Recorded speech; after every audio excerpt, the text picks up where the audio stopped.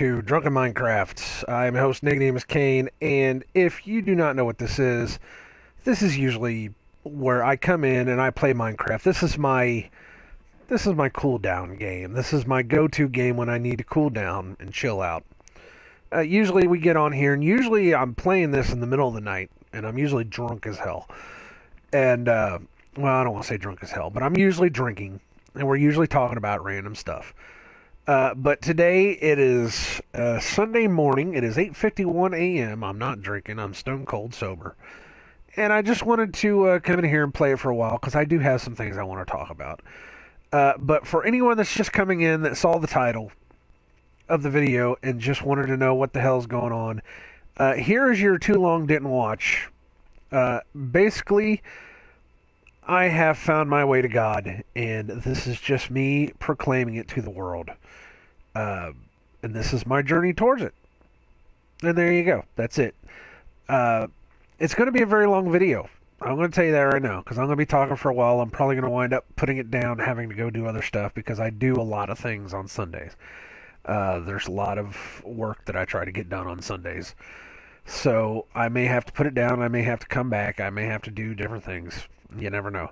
But for anyone that doesn't really want to watch a 2-hour video about some guy coming to the Lord, then hey, you don't have to. That's fine. There you go. That's all this video was about. For anyone that wants to stick around and keep with the video, hey, you're more than welcome to come around and listen. That's fine. I don't know what I'm going to do in here as far as playing. If I don't play, I don't play. If I do, I do.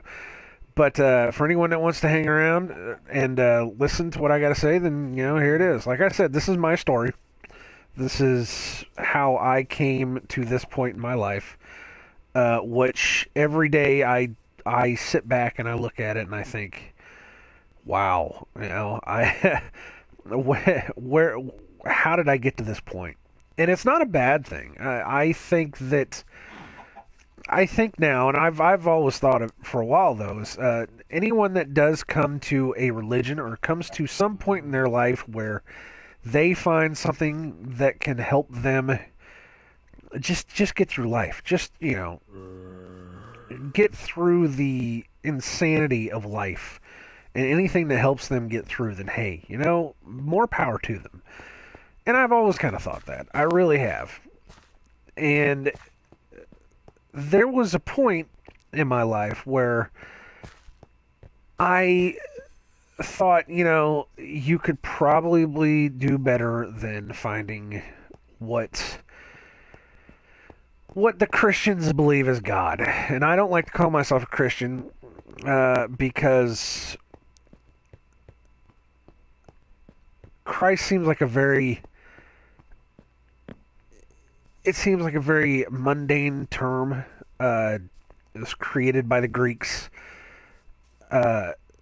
It means, the Almighty One, the one above everyone else. And it just seems like a very mundane, way of talking about somebody. And I've never liked that. I prefer, if you're going to talk about Jesus, it's going to be something more of Jesus, Son of God. So Christ, Christmas, all that, it just seems it's a word. Let's put it that way. It's a word, and people can believe it. People don't have to believe it. That's fine. And I could be completely wrong on that. And hey, I am the first one to ever admit that I am wrong on anything. And if that's my belief, then that's my belief, and that's fine. And people don't have to get on to me about that, and I don't have to get on to people about that. So hey, it is what it is. But I don't consider myself a Christian. I consider myself a believer in God now. I have come to the Lord in, I'm not going to say the most ridiculous way, but in a way that most people would look at it and say, what are you thinking? But I want to tell that story. Here's where I want to tell that story. I think it's a story that is definitely worth telling. And they say that the journey is worth more than the finished product. And I believe that my journey has been an extremely interesting one. And I believe that I need to tell that. You know, I need to I need to have somebody to talk to about it. Of course, it's getting dark, and I'm going to have to start worrying about monsters now. But it is what it is. But like I said, this is Minecraft, and this is the game that I go to play to cool down, and this is where we talk about the stuff. And it's been it's been a very good therapy session for me. Let's put it that way. So, how this all started. Well, okay, let me give you some background about who I am. I was born in Indiana. Uh, my mom and dad, for all intents and purposes, I've never really talked to my father about it, about what he believes. I know my mom has always she's always been one to say that you need to make up your own mind about what you're going to do in life. And I've always liked that. It is your life. You should be able to choose how you live it. So as I was growing up, she was always the one that taught me, you can believe whatever you want to believe. You will find it in your own time. And to hell with anybody that wants to tell me how to run my life. And that's basically been her philosophy. And that's the philosophy I chose as well. I think I'm getting forward here. But like I said, I was born in Indiana. Of course, Bible Belt. My family is mostly Christian. I don't know exactly what denomination is. They are. But I know that they've all, gone to church and they've tried to live well and all that stuff. And it's been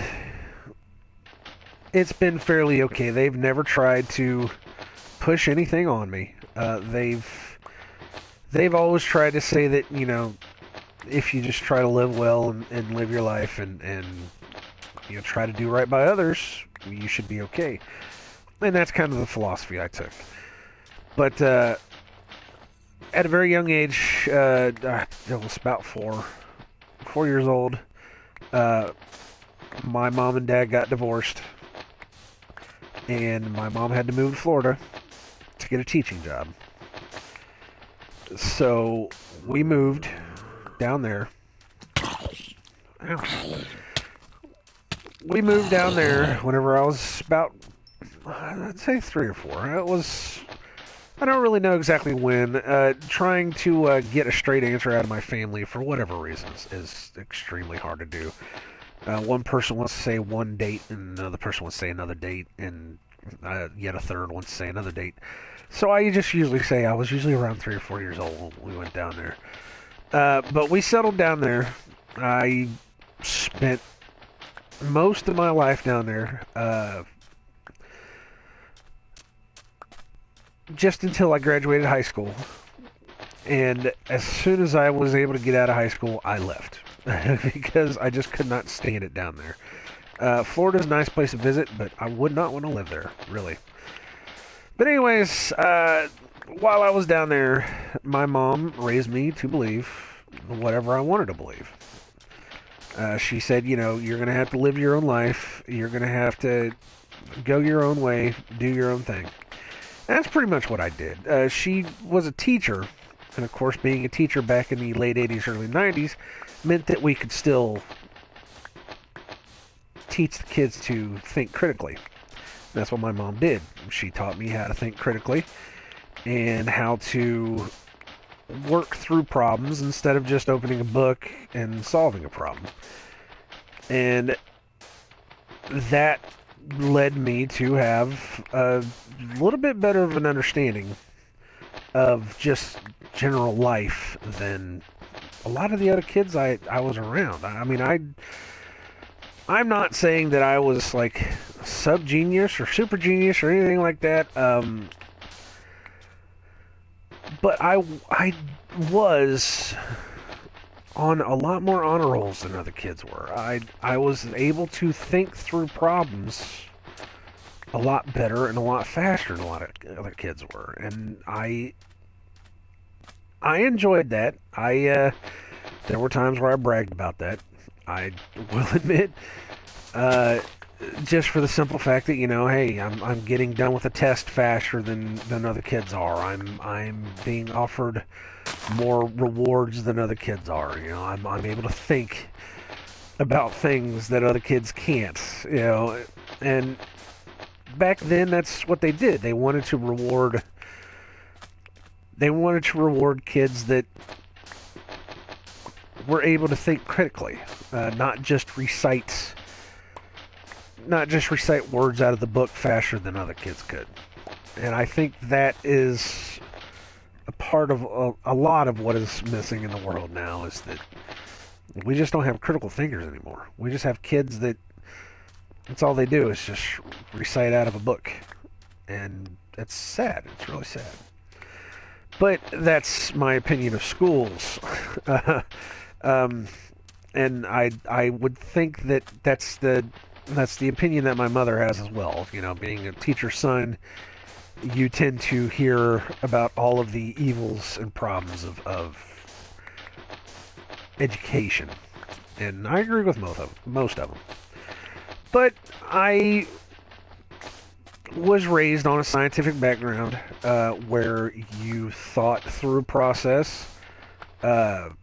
When you could not find the answer, you looked to see what other people have found, and you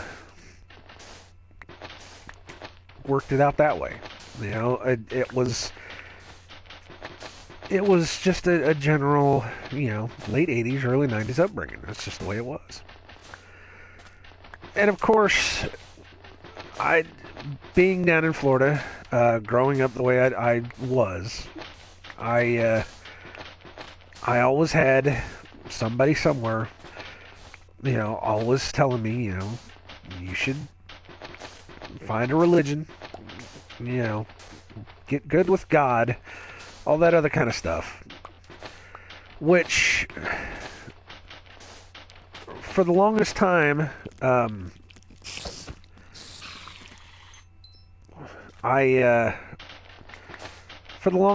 had to go through that. My good friend Danny, which I've talked about on several videos before, so I'm not worried about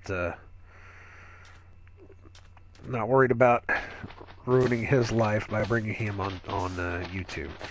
He has passed away now. He died at 21 years old through electrical malfunction. He was using an electric welder inside of a tank, inside of one of the boiler tanks or something, out at U.S. Sugar, and faulty wiring or something. I don't know exactly what it was. Nobody really knows exactly what it was, because they have never really done an official inquiry into what happened. They just called it faulty wiring, and it went from there. But he's gone now. It was very sad. I've already made my amends with that. But growing up, he was my best friend. He was the first friend I had in Florida. I don't know if you guys can hear the buzzer in the background. That's my wonderful washer. It decides to let us know for a good, sometimes 20 to 30 seconds that it's done. But he was my first friend I found down there. And his parents wanted to make sure that he was brought up as right as he could be. And they were Pentecostal Christians. Basically, that meant if I ever wanted to spend the night at his house on a Saturday, that I had to wake up Sunday morning and go to church, which my mom never really had a problem with. She understood that at 6, 7, 8 years old that it wouldn't be so bad for me to learn something about something. But she didn't want me to completely fall into it because she wanted me to make up my own mind. So I did. I went to church. I went to their Sunday school. I listened to what they said. I asked questions about it. I learned as much about it as I could. Most of which I found out that a lot of the stuff that they had talked about seemed more like it was what they wanted to believe and not actually what the book was trying to tell them. And I always kind of had a problem with that. I always had a problem with the people that really they just wanted to go with their interpretation of the Bible and not what it actually says. And a lot of people are like that. And I can understand that. The Bible, when you get down to it, it's an amazing story that seems to deal more with what's the word? Is it allegories, allusions? I don't really know. It's where it seems more like they're describing something instead of saying something literal. And I can understand that. In the reality of this world, when you when you try to read a book like that, you try to make sense of it. And that's what that is. So I took everything that they said with a grain of salt. I didn't go into everything that they ever said, and I didn't really want to believe half of it. And so it just kind of was there. I didn't really think about it. I went with Danny to church, and it was what it was. But somewhere along the line, there was another babysitter that my mom had. I was about 6 or 7, so it was about the time I was still hanging out with Danny, but my mom had to find another babysitter for other things.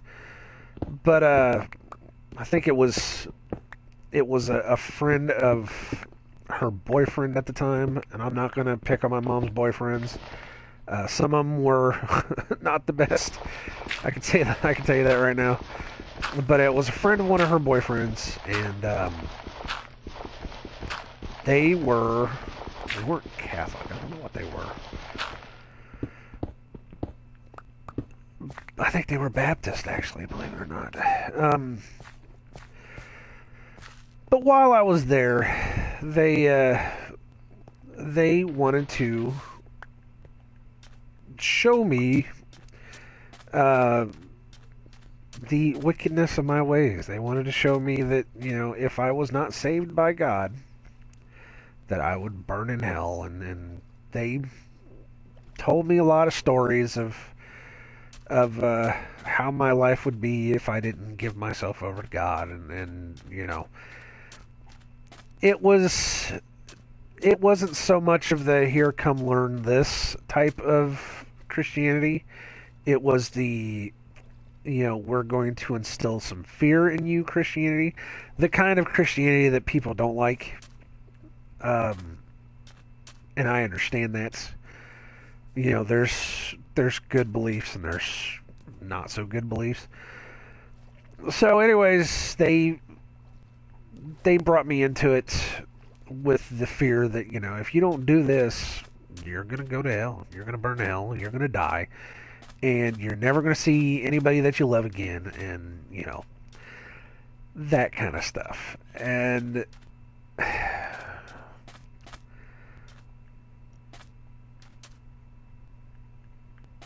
I somewhat fell for it.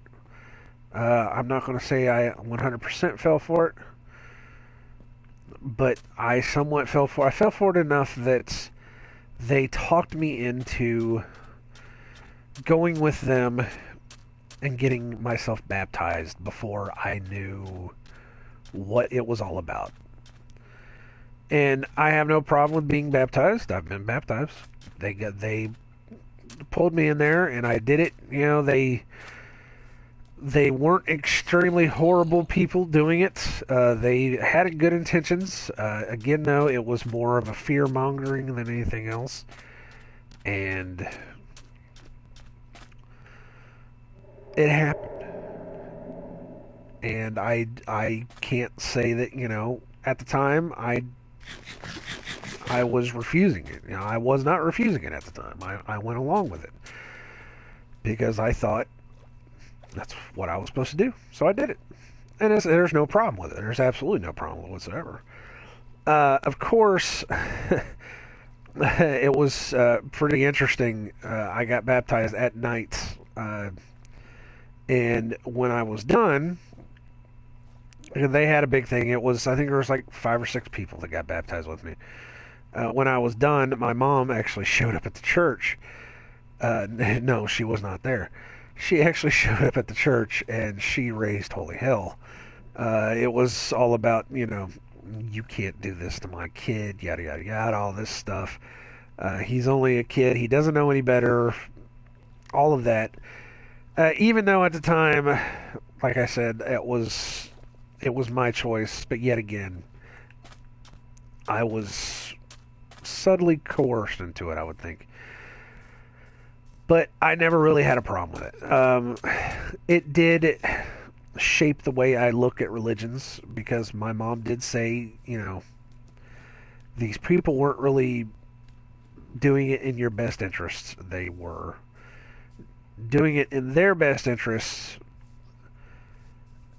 in order to, quote unquote, try to save you. And that kind of directed my understanding of religion as a whole for the rest of my life up until just recently. I spent most of my childhood and especially my teenage years absolutely rebelling against religion as a whole because why not,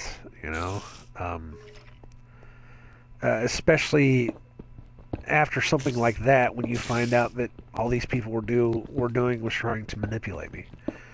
Of course,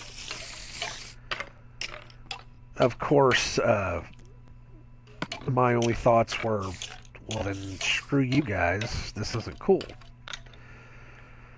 So that led to, me not only rebelling. I was close to being a practicing Satanist. I mean, that's how far we had gotten into it. Me and my friends, we just absolutely rebelled against it because it was always, and especially down there, it was a very religious city. There was a lot of people that, the way that we were acting, which I absolutely agree that, we probably could have done things a lot better. But it was always, if you don't try to get with God, you're going to burn in hell. And it's basically the same things that I learned the first time around. And of course, we took that as, insults that, oh, you're just trying to change us, and oh, you're just trying to put us into this Christian framework that, we're not going to be able to think for ourselves and not going to be able to do this and do that. And I understand that, that was, we were teenagers, we were stupid. We didn't know any better. So, that was that was that part of it.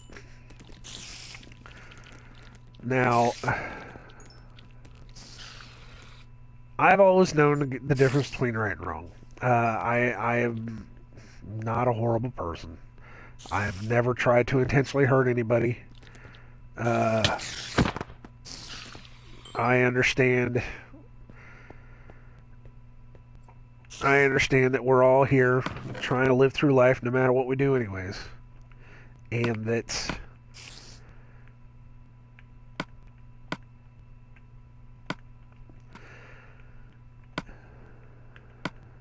you can't just can't just up and just be a jerk about everything.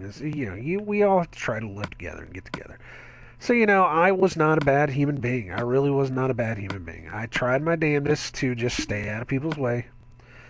Uh, so much so to the point that, anytime I could, I purposely avoided people. So it was an interesting, my teenage years were very interesting. Uh, Basically always being told that, I'm a sinner, I'm a Satanist, I'm not going to add up to anything because I don't believe in God, because of the way that we act and the way that we treat other people.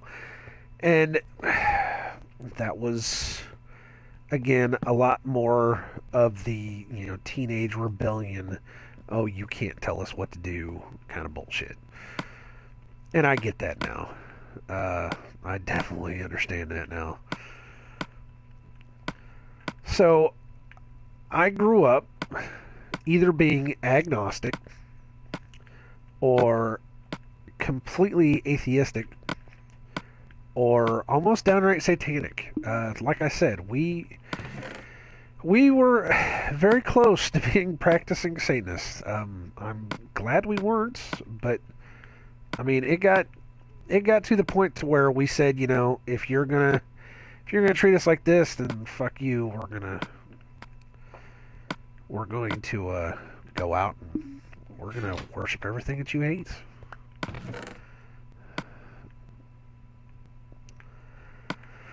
But we didn't. We got through it. We made it through somehow. But I always had that. That was the view that I always had in my head, though, was that you can't tell me what to do. I've always been a rebel. I've always been able to. I've always worked my way through it, and I've always told everybody, fuck you. I'm going to do what I want. If you don't like it, I don't care. So that's basically how I was raised. So that kind of gives you a groundwork of my views on life, as it were, as I was growing up. So, anyways, with that, it wasn't easy. It wasn't easy. There was a lot of, like I said, there was a lot of times where I would either be completely shunned by certain people, just because I was going out of my way to piss people off, or it would be where I constantly had to fight just to keep my sanity about me, just to keep people off my ass for choosing to not want to run with the crowd. And again, there's no real problem with that, but sometimes being a rebel, it doesn't help. So when I graduated high school, when I got the chance to get the hell out of there, boy, I took it. I got the hell out of there. There was nothing you could do to keep me from leaving town once I got out. And I ran back to Indiana, went to college, because that's what you're supposed to do when you go to college, or that's what you're supposed to do whenever you graduate high school, is you're supposed to go to your next level of learning, your next place. And then from there, you're supposed to figure out what the hell you want to do with your life. Even though you are nowhere near prepared to take on that sense of responsibility at that age. Because at that age, all you want to do is just go out and be a complete idiot and have sex. And, I mean, I have a feeling that most everybody that goes to college, they don't want to go to college. They just want to go be a damn kid. I mean, you just spent however many years of your life, being trapped in a classroom, being fed all this absolute useless garbage that you're never going to use anyways in your life, and you know it. And then they tell you as soon as you get out, the first thing you should do is go get some more garbage poured into your head. Not only that, but they tell you that you should go ahead and pay for it while you're at it, That's what college is there for. College is there for you to go pay for your learning. And that you'll get a better job on the back end of it, and that you will be able to repay all those debts that you're accumulating. You'll be able to live your life, live your American dream, and all of that. And I now know that that's all bullshit. That's all stuff that, and this is just my opinion, that's all stuff that was made up to just get us to become further debt slaves. And you could say that I'm a conspiracy theorist for it. You know what? I probably am a conspiracy theorist for it. I will probably admit it eventually that I am a conspiracy theorist. I don't like that word. A lot of conspiracy theorists don't like that term. Just the idea of conspiracy theorists. As soon as you hear them, there's this revulsion that people are programmed to have, to where you're supposed to think, oh, this guy's a complete whack job. No wonder this guy is playing Minecraft, whining about his problems. He's a conspiracy theorist. He's probably sitting down in his basement, naked, with a bowl of pudding and like a jar of Vaseline and dirty magazines all over the floor, and he's just one of those guys that likes to go do all that crazy stuff. And now he's sitting there talking to us and telling us about him finding God. Oh, he's got to be lying. He's got to be doing this for the money, for the monetization on his videos, and yada, yada, yada. Because he's a conspiracy theorist. We can't listen to him. Oh, no, he's a conspiracy. He's one of the bad guys. Well, that's fine. If you want to believe that, that's cool. I don't care. I honestly, truthfully don't care. Again, I said this was supposed to be my story. Whether anyone wants to believe that I found my way to God or not, I don't care. And I'll tell you what, I am actually sitting in a basement. I am actually fully clothed. I have a t-shirt and my house shorts on. I have my dog beside me. I do have dirty magazines down here, but they have been put up for a while because I don't look at dirty magazines anymore. I get on the internet like everybody else. There's porn on the internet. That's part of what the internet was probably made for, was so that we would waste our time looking at things that we don't need. I'm not saying, I'm just saying. But yeah, no, I understand. I absolutely understand that I am not qualified in any sense of the word to be able to tell anyone about anything that makes any sense or not, because, I'm not. I'm really not. I'm just a guy sitting here with PlayStation 4, playing video games, and telling people about my life choices. So anyways, I came up to college, and I ran into a bunch of really good friends. Friends that I've had for years upon years upon years. And I have kept up with those friends. And it was in college that I learned that there's a lot more religions than just what I had. I grew up in a little tiny town in Florida. Uh,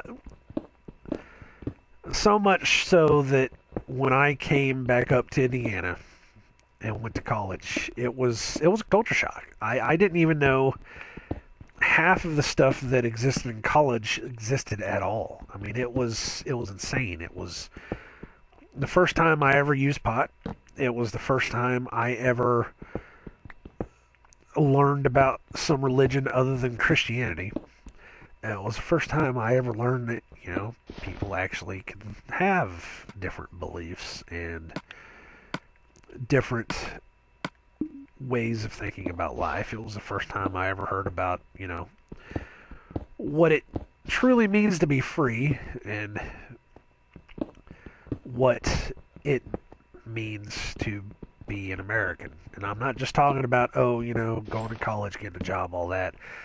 That was whenever I started learning a little bit about the system that we're in. The extremely rigged system that we're in that,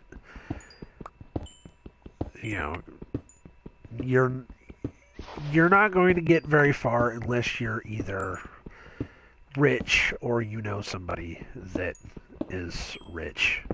And the wealthy and powerful are the ones that run everything. And you probably aren't going to be able to get where they are because your family doesn't have enough money. And that's kind of a whole cold, hard reality that kind of hit me. I mean, nobody ever directly said it to me, but that was something that I started seeing, and that was kind of the point in my life where I just started kind of shutting off. It was like, oh well, whatever. It's not going to matter anymore, anyways. This is all shit. So I went along with everybody. I started I started going out with the stoner kids, many of whom are still my best friends ever, and I have nothing bad to say about them. Some of them are cool, some of them are flakes. It's amazing trying to get any of these people into a room for more than 5 minutes at a time to hang out because they're always somewhere doing something else. Either that or they're just they're the types. I have a couple of friends that are the types that if you tell them to be somewhere, they'll never actually show up because that's just the way they are. But anyways, that's how I spent my college career. Was it doesn't mean anything anyways. I might as well just go ahead and just go through the paces, not worry about it. But that was where I started taking several of the classes, college classes that would kind of shape my mentality for the next however many years. The first class I took, was an astronomy class, and I loved space all my life. I was a space junkie. You could not be a space junkie in Florida. You've got Cape Canaveral there. You've got space camp. Everybody wanted to go to space camp when I was a kid. I wanted to go to space camp. I never could. I thought it was the true travesty of my life that my mom could not afford to take me to space camp. But I've met astronauts. I've met at least 3 astronauts that would come through school, and they would teach us about everything. And I loved the idea of space. I just wrapped my brain around it. It was another one of those things that caused me to slowly not believe in a God, because it's like, if he created all this, then why is all this like this? Why does our scientific process not add up to what they're saying in the Bible and all that. You know how it is, and that's where I started. I started saying, well, this isn't true, so let's take different routes about this. Let's see what else is out there. So I also took a classic cultures class. It was basically learning about different religions of the world, and I started finding out about Buddhism and Hinduism and Greek mythology and Roman mythology and all of those religions that we as human beings know of, and Native American mythology, all the everything I could possibly find, I was trying to learn about it. So going through all of that, I started finding out that it's amazing that a lot of these cultures, they have the same type of beliefs. Um, a lot of these, they all like to talk about. There was, what was it I was saying the other day? I was talking to Angie B about it the other day, and I was saying it's amazing how almost every belief system out there has a flood story, or how they all have this one. Well, most of them have this one character that was sent down by God to either, you know, save everybody, or he was the son of God that would help protect everybody, or how there was always just certain things that were the same in every story. And as I went, I started looking at that. I was like, oh, that's kind of neat, I mean, it doesn't really prove anything. I think at the most it proved to me that there was a lot of copycatting going on, and I pointed the finger squarely at Christianity. I said, these religions over here are 3 times older than Christianity over here. Oh shit! And I said, you know what? Somebody somewhere is lying to me. And that's when I started thinking, well, if they want to say that this is like that, then you know what? Maybe they're the ones that are wrong. And yet again,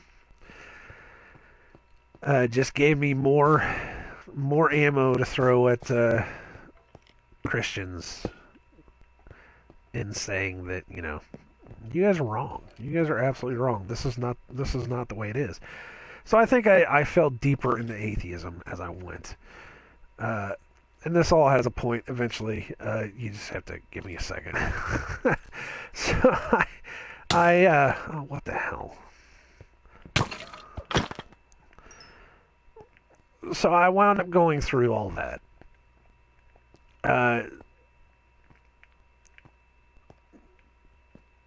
Finding out that things are not what they appear. Life is a little bit more complicated than I was ever taught, and that there's just a lot of things that you just really can't trust as far as what they tell you whenever you're a kid. So I just kind of went along with it. I formed a belief. Eventually, I formed a belief that when you die, you die. That's it. There's nothing out there. There's nobody out there for you. That all of this stuff is just made up to make people feel better about their miserable lives. That's all it was. That's what I thought that all religions were. Is that there's no point in anything. That it's all just a big cosmic joke, and that the only way that you ever get where you're going is not. It's not by living right and saying your prayers and all that kind of stuff. It's about who you know, where you can go, and who you can screw over. Now, I never really screwed anybody over. At least not that I remember. I don't think I did. I'm not that type of person to go out and try to screw somebody over like that. But I looked around the world and I said, the only people that are making it anywhere are the ones that are screwing everybody else over. So there's no justice to any of it. There really is no justice to any of it whatsoever. You're born and you live and you die, and people fuck you over. That's the way it is. And I held on to that belief for a long time. I went through my whole life thinking that, and that's just the way it was. But that's how I kind of was right up until my mid-30s. So, I mean, you're talking about almost the entirety of my life thinking that, there either is no God, or if there is a God, then he is a ruthless, heartless bastard that put us all out here to suffer. And that there's no rhyme or reason to any of it whatsoever. And we're all just some happy little accident that sprung from some little tiny atom particle that blew up somewhere along the line and caused some big bang, and everything has come out of that. I mean, I was there. I was there 100%. And that was my thought on it. So, you kind of fast forward a little bit.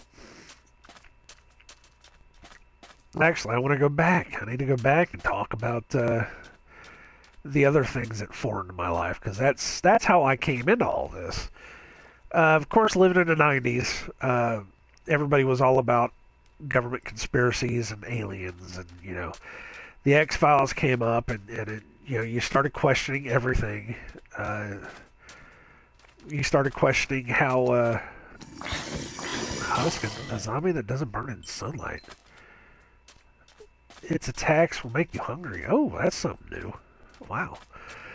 But of course, we had the X-Files, and we were conditioned to quote unquote question everything, and the whole deal. So I was always a conspiracy theorist. I always thought, hey, this doesn't seem right. Maybe this is something that people should look at. I always thought that aliens were a thing because, there's so much space out there. Something's got to be out there coming for us. So it was a lot of that kind of stuff. So of course, through my life, more and more conspiracies popped up. As anyone,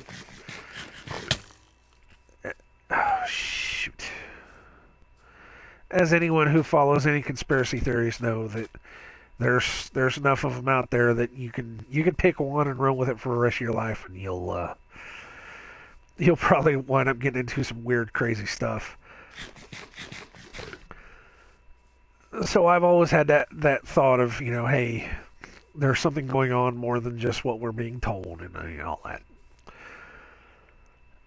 So I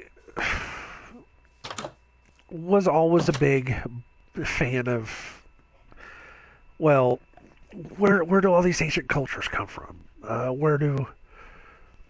Where did all these people in the Bible actually come from? What does it all mean? What is this? What is that? Because I was still, even though I was still under the impression that it's all not real, it's all fake, it's like, okay, well then why the hell am I still here? I mean, if this is all just like a happy, stupid little mystery, then why in the hell are we even talking about this in the first place? So it was always a thing where it's like, Why? What's the point? Why am I even having to deal with this? And I never got the answers I wanted. I never got the answers I wanted to the point that I started getting suicidal, very suicidal. Uh, and eventually, what happens whenever you're that kind of suicidal, when you find out that you just don't have the balls to be able to kill yourself, uh, slowly but surely, your suicide turns into depression. And that depression eventually turns into just not caring about your life anymore. And that eventually turns into just going with the flow. Just saying, hey, look, this isn't going to change. This isn't going to get any better. More than likely, I'm just going to wind up dying anyways. So if I die, I die. I don't give a shit. And that's how I spent my life. Is I just didn't care. It just did not matter to me. It was all just a big cosmic joke anyways, and that, screw it. We're just going to die. And, if I die today, I'll die today, whatever. So I started looking into the conspiracies of how everything works. How it all came to be this way. Why would they go off and try to kill JFK? Why would they let Japan attack Pearl Harbor to start World War II? Why would they do this? Why would they do that? And for the longest time before the internet, you couldn't figure this stuff out. You had to actually go and read books or watch the History Channel or something. And of course, everything on the History Channel was done from an obscured view where they would tell you one thing. And if you actually went out and read a book about it, you might find out that it was completely different than what they were telling you. And it was a really messed up kind of thing. It was a really messed up kind of process. So I started not believing in anything. It got to the point to where I said, well, okay, that's nice to know that History Channel says this and this book says that. I was like, well, you know what? Screw it. I don't care anymore. It doesn't matter. Life doesn't matter. I'm just going to live whatever. So, of course, then the internet pops up. And as the internet goes, you start finding out more and more different crazy things. I think it wasn't really the websites that got to me, even though there were several conspiracy websites that I used to visit. But it was YouTube that really kicked it off. And I know the whole story. Everybody says, "Oh, well, you can't believe everything you read on YouTube or everything you see on YouTube. Oh, you're a YouTube conspiracy theorist. You don't put any actual effort into anything. Just go by what they tell you, and there you go. That's it." Well, again, if that's the way you want to believe, then hey, I'm not gonna argue with that. That is what it is. I am going to pause. I am going to pause for 1 second, which means I am going to have to edit these damn videos, which I was really hoping I wouldn't have to, but I am going to have to pause to go do something. I'm going to continue this conversation because I'm feeling good about it, actually. So, hold on. Okay, I'm back. You always wind up having to do those things where you just got to go off and, get stuff done. I was actually away from the game for like a full hour, believe it or not. Had stuff to do. But where was I? I know I was talking about conspiracies. Being part of that generation where we were kind of taught about conspiracies, you grow up with conspiracies and all that. When the internet came around and you were able to actually go in and look and see the other information that other people have found, it was a mind-blowing thing. And, back in the first days of the internet, it wasn't exactly easy to find pure information. You could find little things here and there. Of course, some of the things that I remember finding, I do now look back at and I think, was that even real? Was that even like really a thing, or was that like just something that somebody made up? I mean, you didn't know. Back then it was completely different. Back then you just didn't know. Now it's like you can't trust anybody because the internet is just constantly a thing that, it just happens.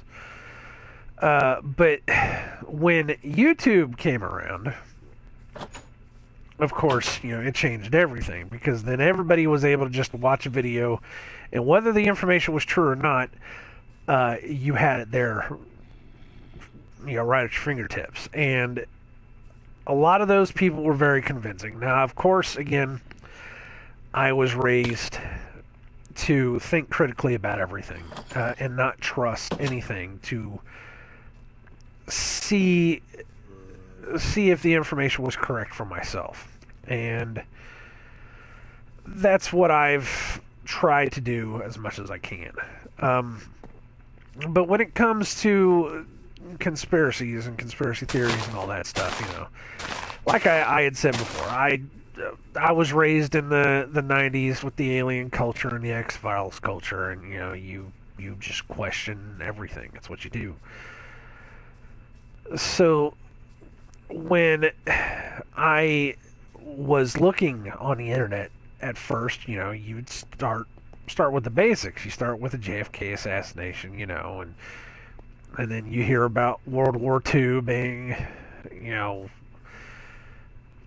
staged so that we could get into a war and all this other kind of stuff. And then you kind of start hearing the whispers about how the government is completely out to get you, that it's all a scam just to be able to get you to make money for other people. And it was never really so big of a thing back in the late 90s, early 2000s, that we could have looked at it and said, oh my God, the entire world is against us. It wasn't really. I mean, we were doing okay. It was just fine.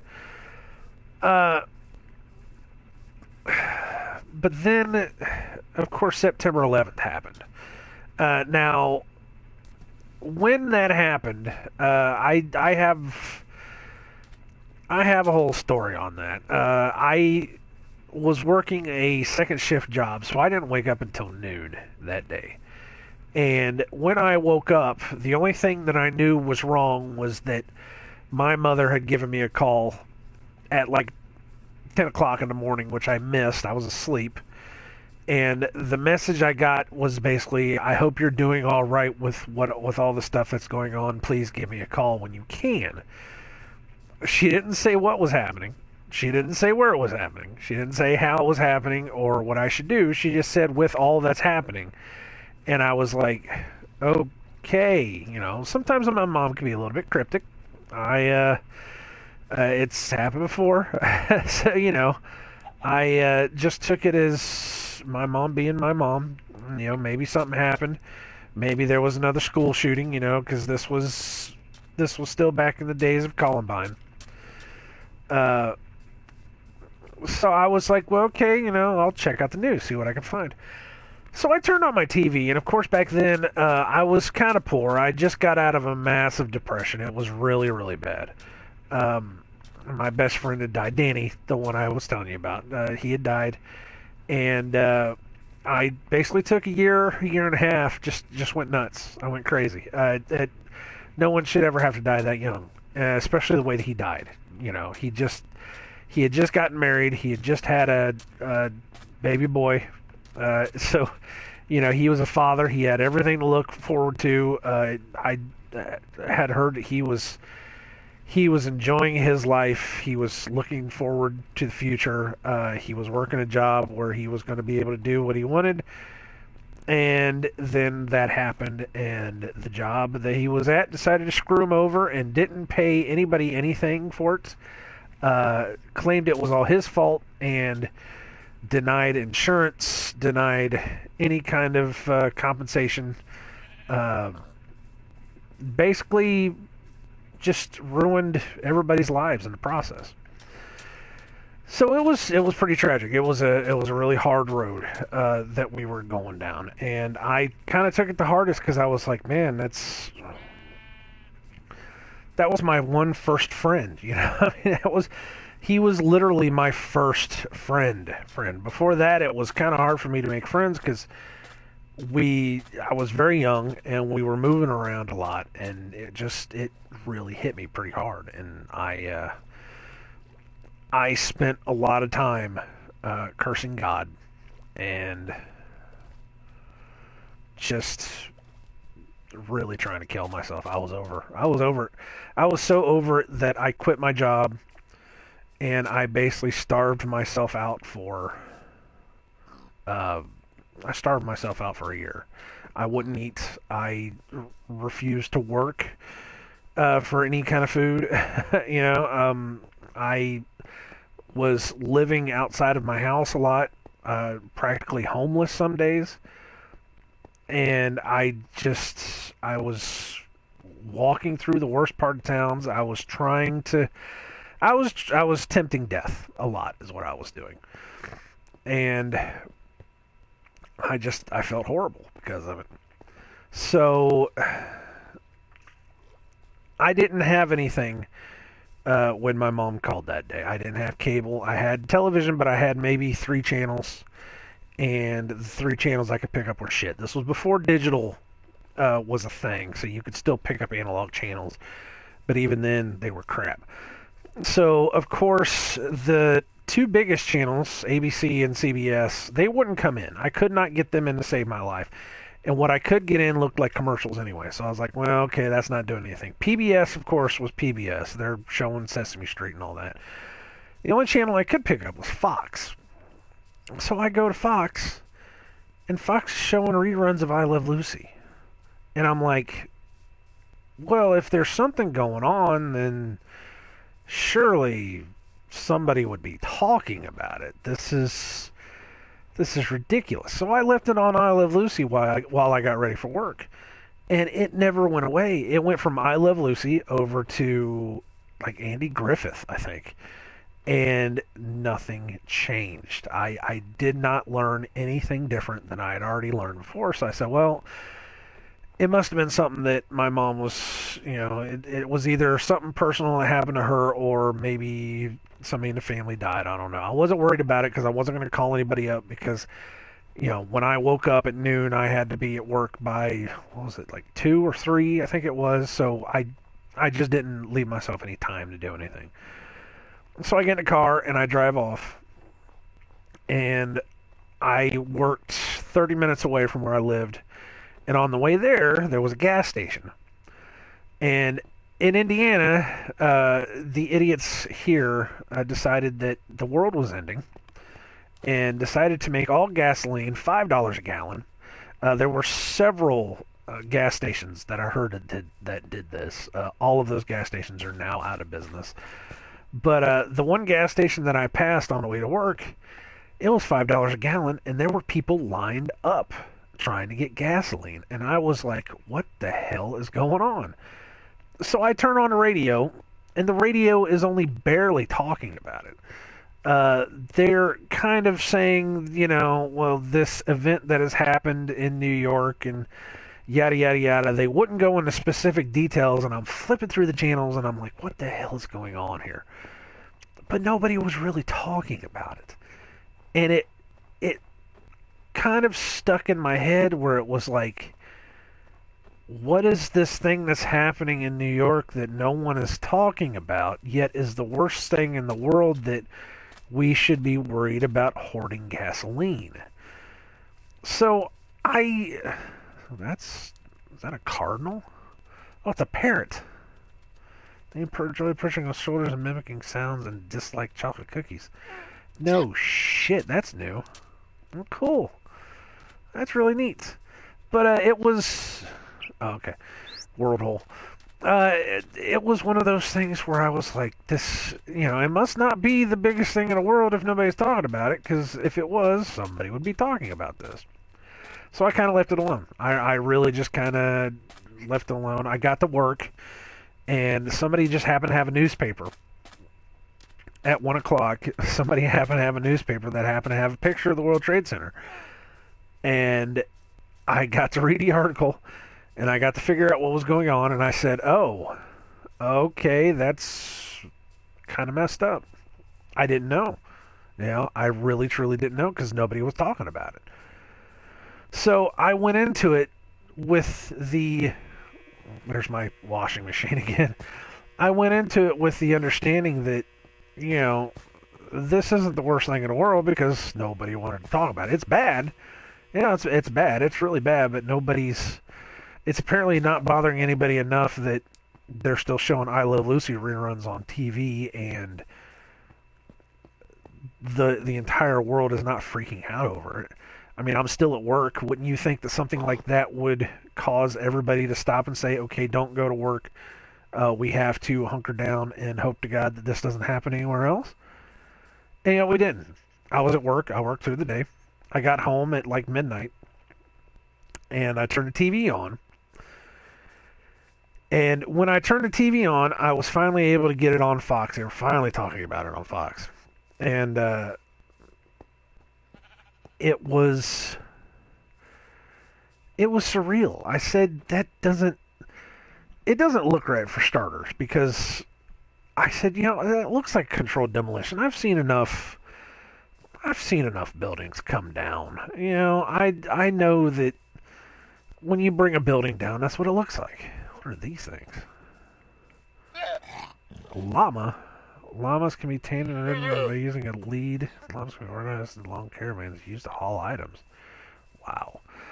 But I said, it just doesn't look right. There's something wrong with this picture. So I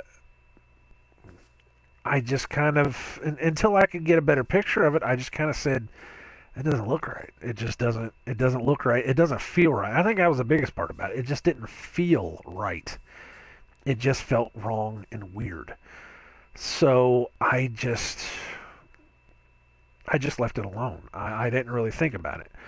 So as the days went on, I got to actually talk to other people about it, and we went on about it. And then, of course, the very next day, I am not kidding you, the next day, we were told, somebody in the company had told us that the government wanted us to go outside and salute our American flag at a certain time of the day, that the whole world was going to be saluting the American flag, and we were going to be having a worldwide moment of silence.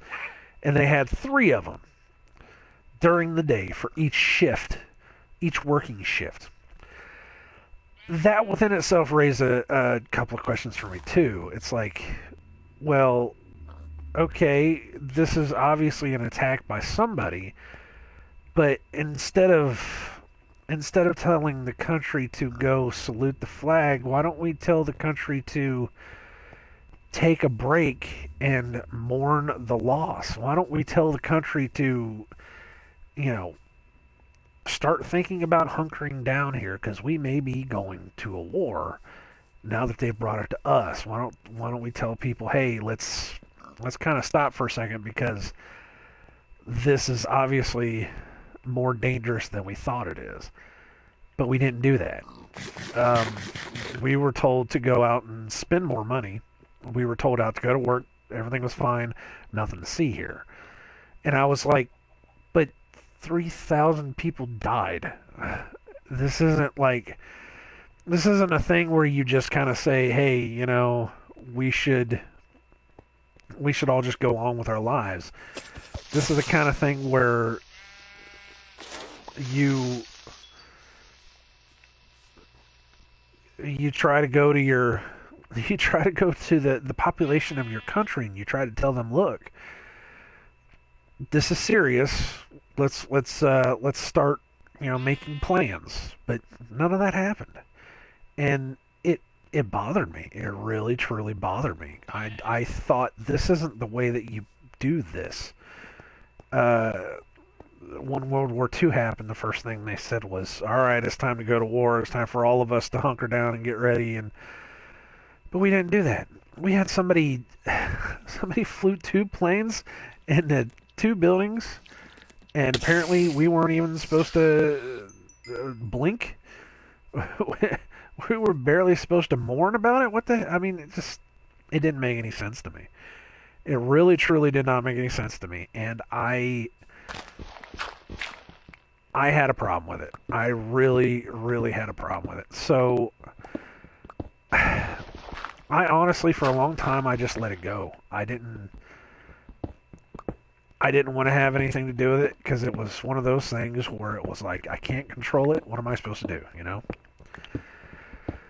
So I let it go, and of course, my life randomly got better. Throughout 2001,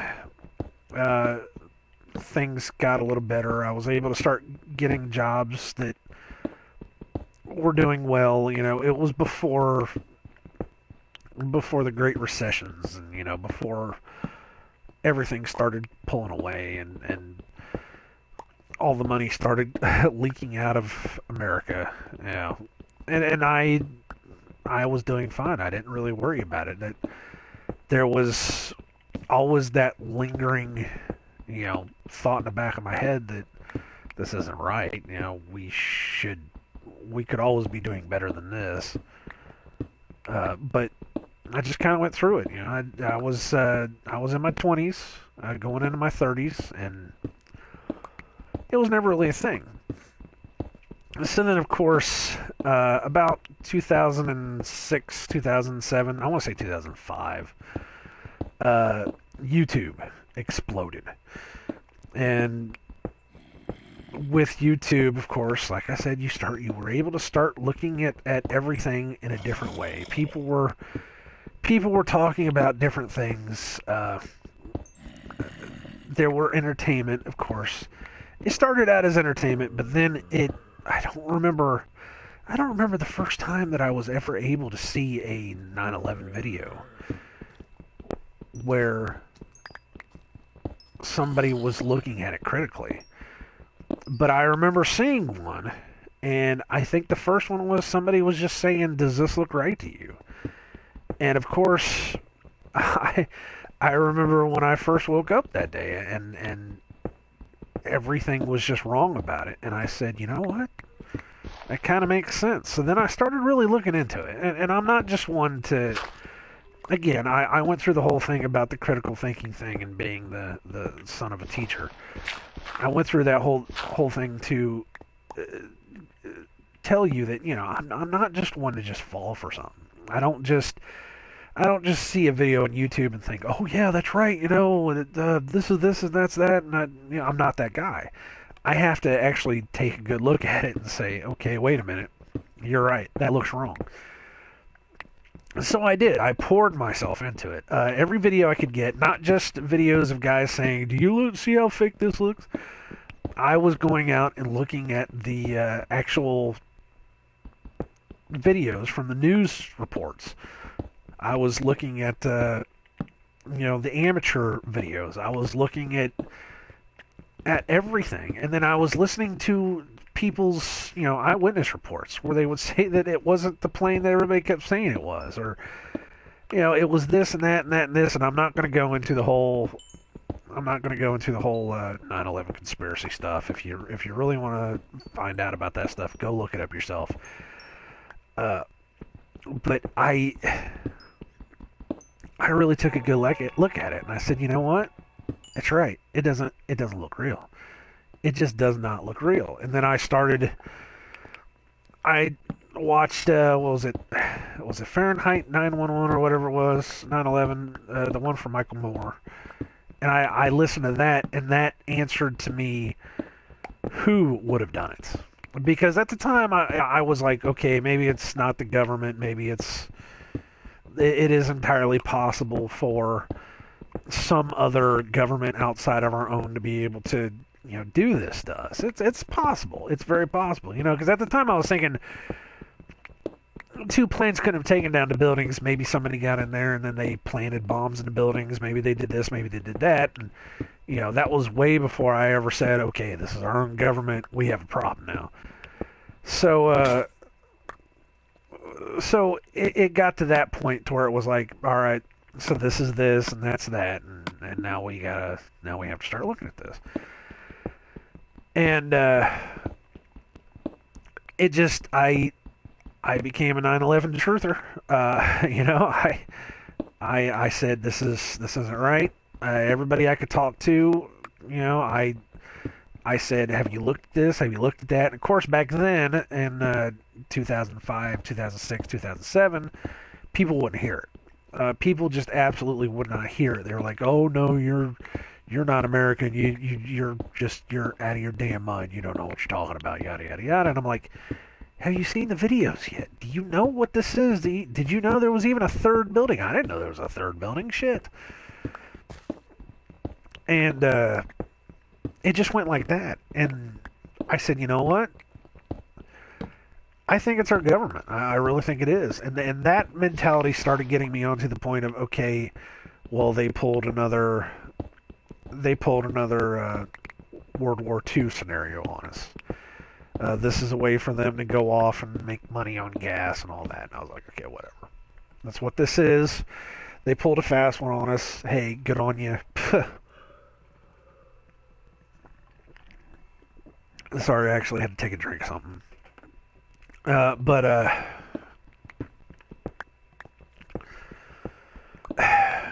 that's how I started kind of climbing down the rabbit hole. And of course, by then, I wasn't like, completely tinfoil hat wearing, freak show. It wasn't like everything in the world was out to get me. I was still, okay, 9/11 was a problem. They made their money. They fucked us over. It was what it was. Okay, I get it. But then Sandy Hook happened. And when I saw that one, I said, nope, that one doesn't even feel right. I mean, when 9/11 happened, I felt something. And you could feel, it's like the old Obi-Wan quote, there's been a disturbance in the force. I felt it. There was, something was wrong. These people were killed. This happened. But Sandy Hook happened, and I was like, it doesn't even feel right. Let alone look right. It doesn't even feel right. And I saw the place I was working had the television on. I came into work. I was working a second shift again. I came into work, and they had it on CNN. Yippee. And they were showing it. And I was like, it doesn't even look right, man. It just, I know what a fire drill in a school looks like. My mother was a teacher. I was at her school even after I graduated high school and moved out, and I came back to her school, and I helped her participate in a fire drill at her school that turned into a much bigger thing. That it was a fire drill that turned into a bomb threat, and I said, you know what? That doesn't look right. When kids file out of a school, when you have to, even if it's only 200 kids, when you have to file them out of a school, you have a lot of kids running around a school. Outside of a school, there's a lot of commotion and problems, and there's teachers running around trying to make sure everybody's okay, and all this and that. And I was looking at the aerial footage of Sandy Hook, and I said, that just looks like somebody emptied out of school, and there's a bunch of random people running around a firehouse. This was even before I started seeing, the people outside the firehouse running around in circles. And I was like, dude, that just doesn't look right. It doesn't look right. It doesn't feel right. And it kind of snapped into my head that that's fake. It can't be real. I don't even know why they would fake it. Why would you fake a school shooting? It doesn't even make any sense. I mean, Columbine looked real. Columbine felt real, and that was something that I was like, okay, well, Columbine was a thing. This didn't look real, didn't feel real, and I immediately started looking into it. And the first thing I started seeing on the internet, on YouTube, was Sandy Hook was fake. And I'm thinking, holy shit, somebody out there believes what I believe. This is crazy. So I started looking into it even more, and we never got the official police reports until, what was it, 2 years afterwards. I actually downloaded those. I poured through every piece of information inside of the police reports for Sandy Hook. Not one thing in there proved to me that it was a real school shooting. Nothing. Didn't do anything for me at all. I went through the videos. I went through the pictures. Nothing. It just looked like a dirty old school. Honestly, the school looked like it hadn't been used in years. It looked wrong. It all looked wrong.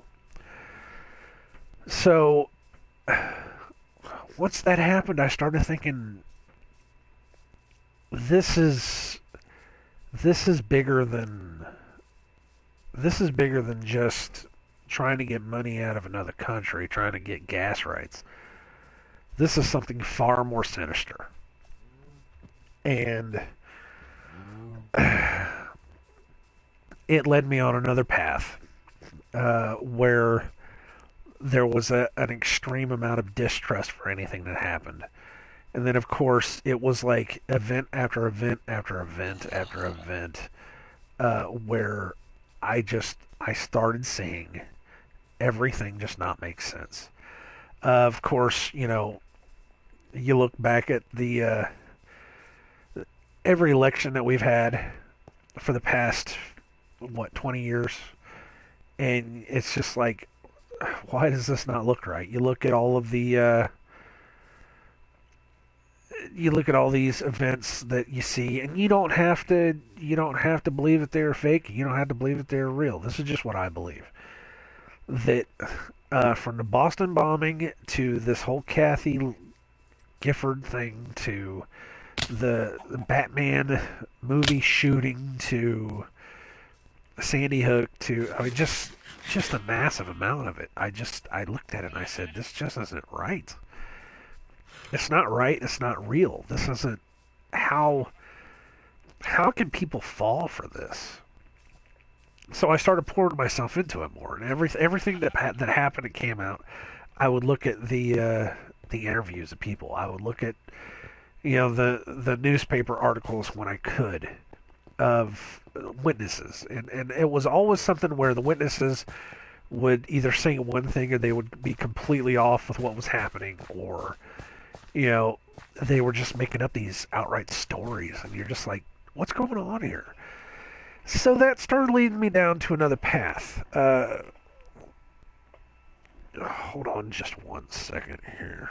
Let me do something.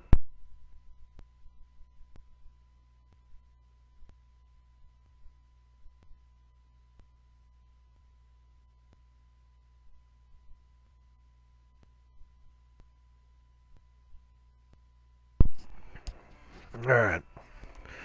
But it caused me to critically look at everything that's going on in the world.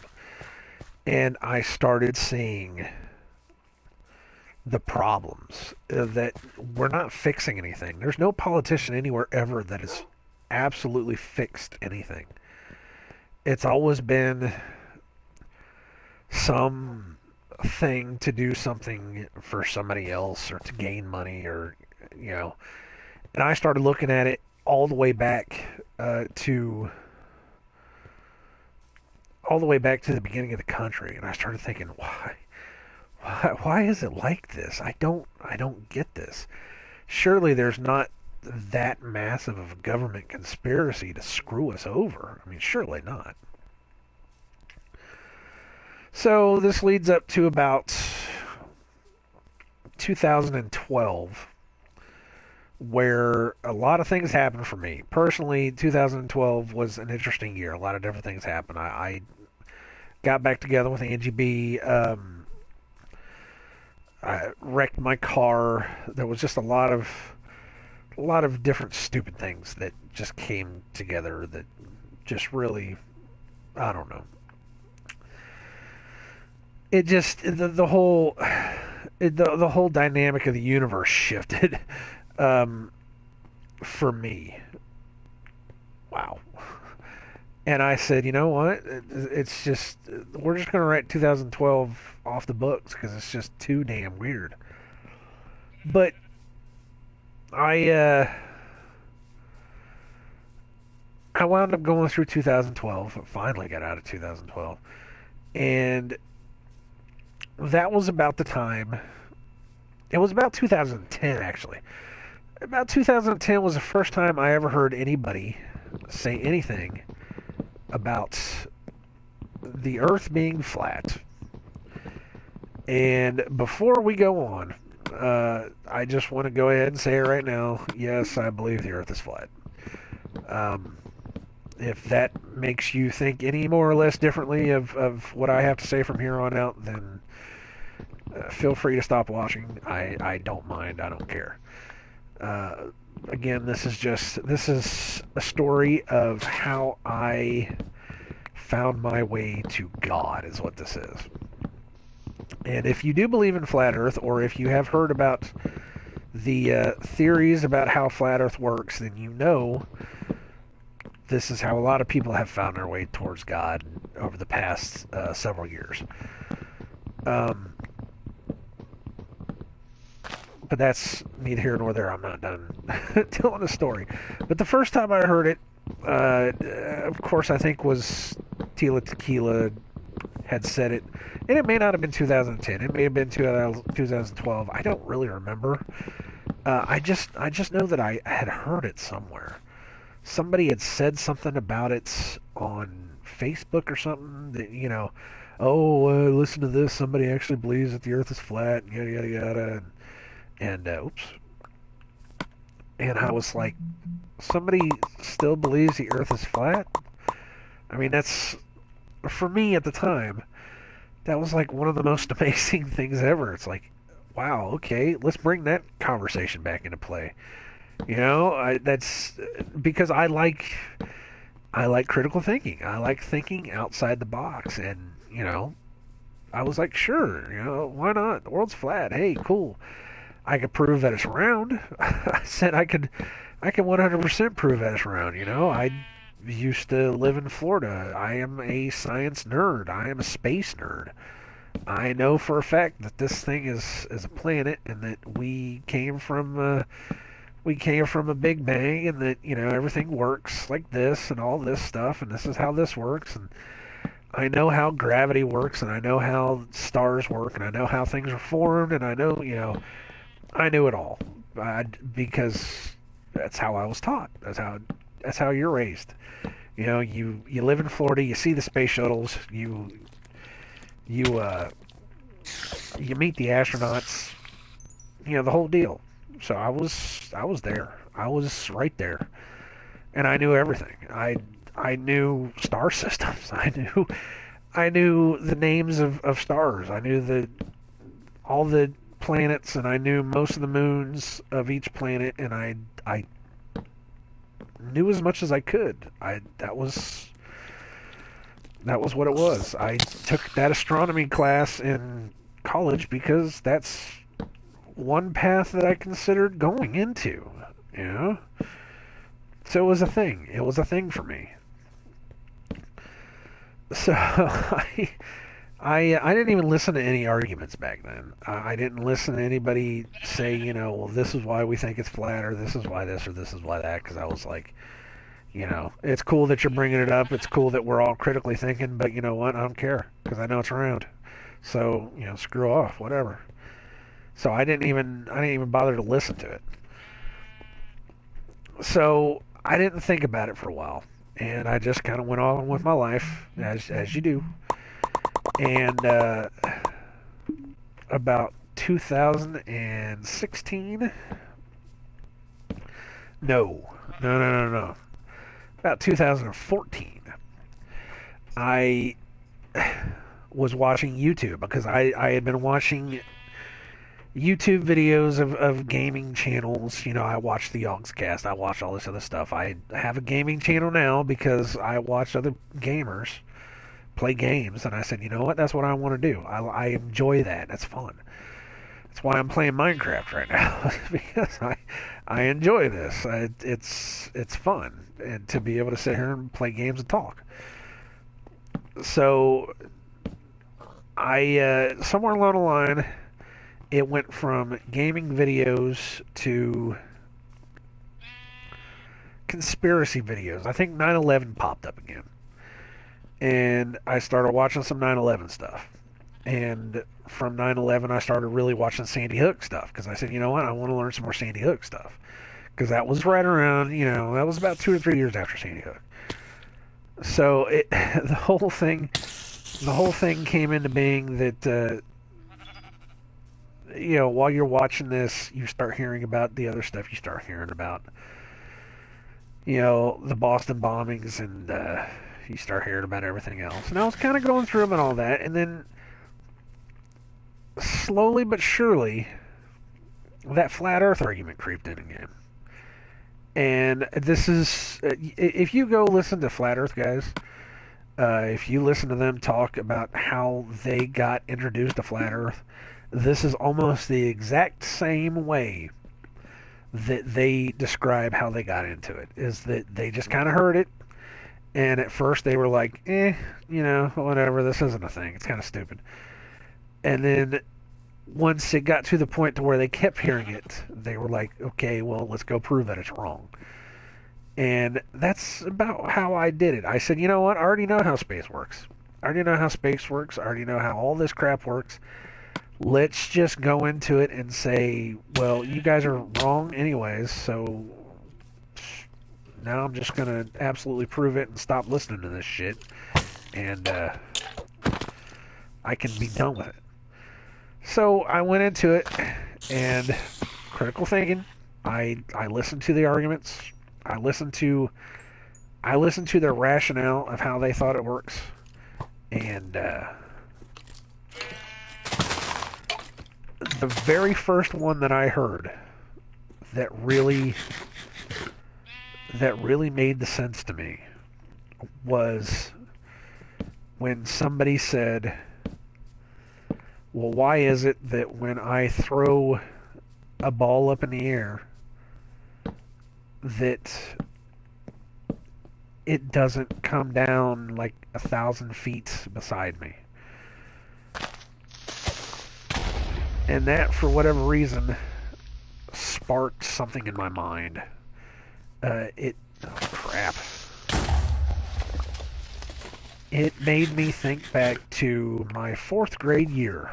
For whatever reason, it just, I had a flashback of my 4th grade year when my teacher, Mr. Aho, I think he was Hawaiian, I don't remember. But that was when we first started learning about space and started, you know, really learning about stuff, because that was right around the time of the Challenger, you know, shuttle blowing up and, you know, the whole deal. And he was telling us about how gravity worked and how this worked and how that worked. And we were out at PE. It was me and Danny and a couple other guys. I don't remember their names.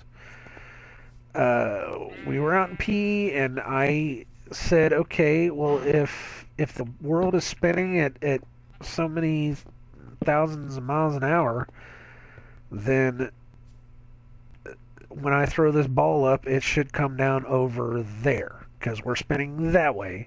So when I throw it straight up, it should come down over here. And when I did it, and it came right back down to us, I said, why doesn't that work? And I remember us going into Mr. Aho and asking him, why doesn't that work? And he said something like, oh, you know, it's the atmosphere, and everything gets pulled along at the same speed and all that. And that worked for us for whatever reason. That was enough for us to stop asking the questions. And that was all we really needed to hear. So I was like, well, okay, that's enough for us, and we never questioned it again. It was sad, but you know, we never questioned it again. We just went with it because we didn't know. We were just kids, and it caught me. It really, really caught me. I was like, I can't believe I did that. I can't believe that I had questioned that, and I never got a straight answer on it. So immediately, I was like, okay, how does it work? Why does it work? How does it work? So I went on to science websites, and I was like, all right, the atmosphere, it, you know, it rolls around a certain, rolls around a certain amount of space outside of the Earth, and yada yada yada, and it flows with us because it's all an enclosed system and all this stuff, and it was suddenly out of the blue I had a second memory, and it was like I remember when it was either third or fourth grade, and I asked the question, well, why doesn't the air flow away from the Earth? Because there's no like glass ceiling out there, that the air is somehow magically trapped, inside of our atmosphere, and that there's a somewhere along the line there's a point where you go from being inside of gravity and having air, and then suddenly miraculously you're in space and there's a vacuum. And I was like, oh shit, I was asking these questions when I was a kid, and I didn't remember it. I just like I either pushed it all back or I suppressed it all or something. I didn't know what the hell it was. So I said, that's a problem. That's a serious critical thinking problem that I have had for a very long time now, and I just never knew it. So I started listening to the flat earthers. I started listening. I said, okay, if you can prove five other things to me, then I will really start listening. So of course the first thing that happened was I saw the videos of the ships that would go over the horizon. You get a telescope or you get a lens and you pull them back in, and I was like, oh crap. So we lived in Florida. There's a beach on either side of us. You got West Palm Beach and you got Fort Myers Beach, because we lived dead middle of Florida. We lived on a lake, believe it or not, or on the bottom of a lake. And it sparked my brain every time we go out to the ocean and you look out and it's all flat, and it only curves at the corners of your eyes because our eyes are curved.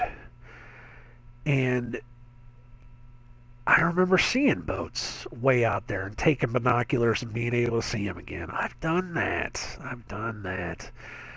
And it was like, no way. No way. I get it. I totally get it. It makes so much sense. And it kept going on and going on like that until eventually it got to the point where I just kind of stopped and said, you know what?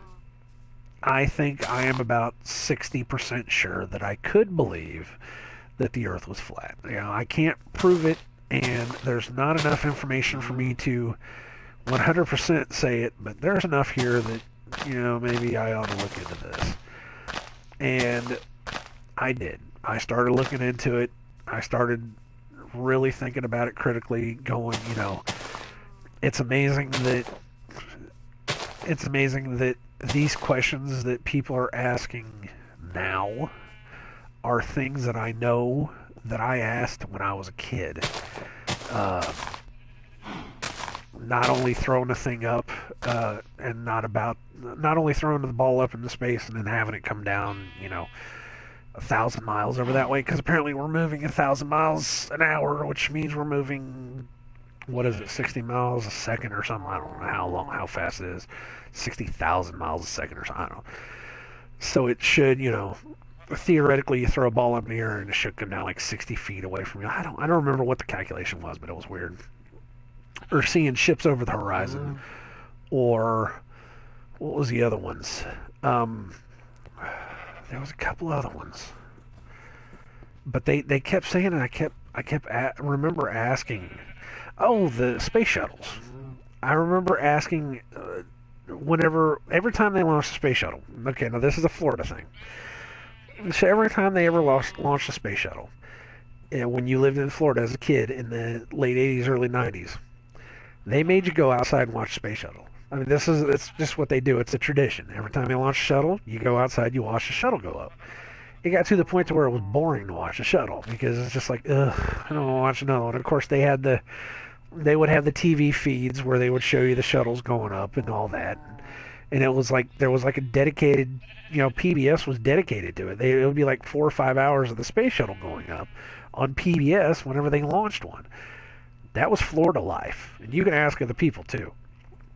But we were good. I'd say we were good 200-300 miles away from Cape Canaveral, probably more than that. I don't know, but it was enough that if you look north from where we were, you could see the shuttle go up, and you could see the trail that it would leave as it would go up and it would go into space.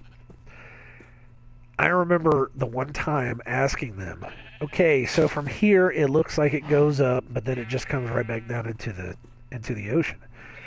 And from our vantage point, that's what it looked like. It just looked like it made one big arc and it just went into the ocean. I always thought, oh, they're just going into the ocean, Why is the space shuttle going into the ocean?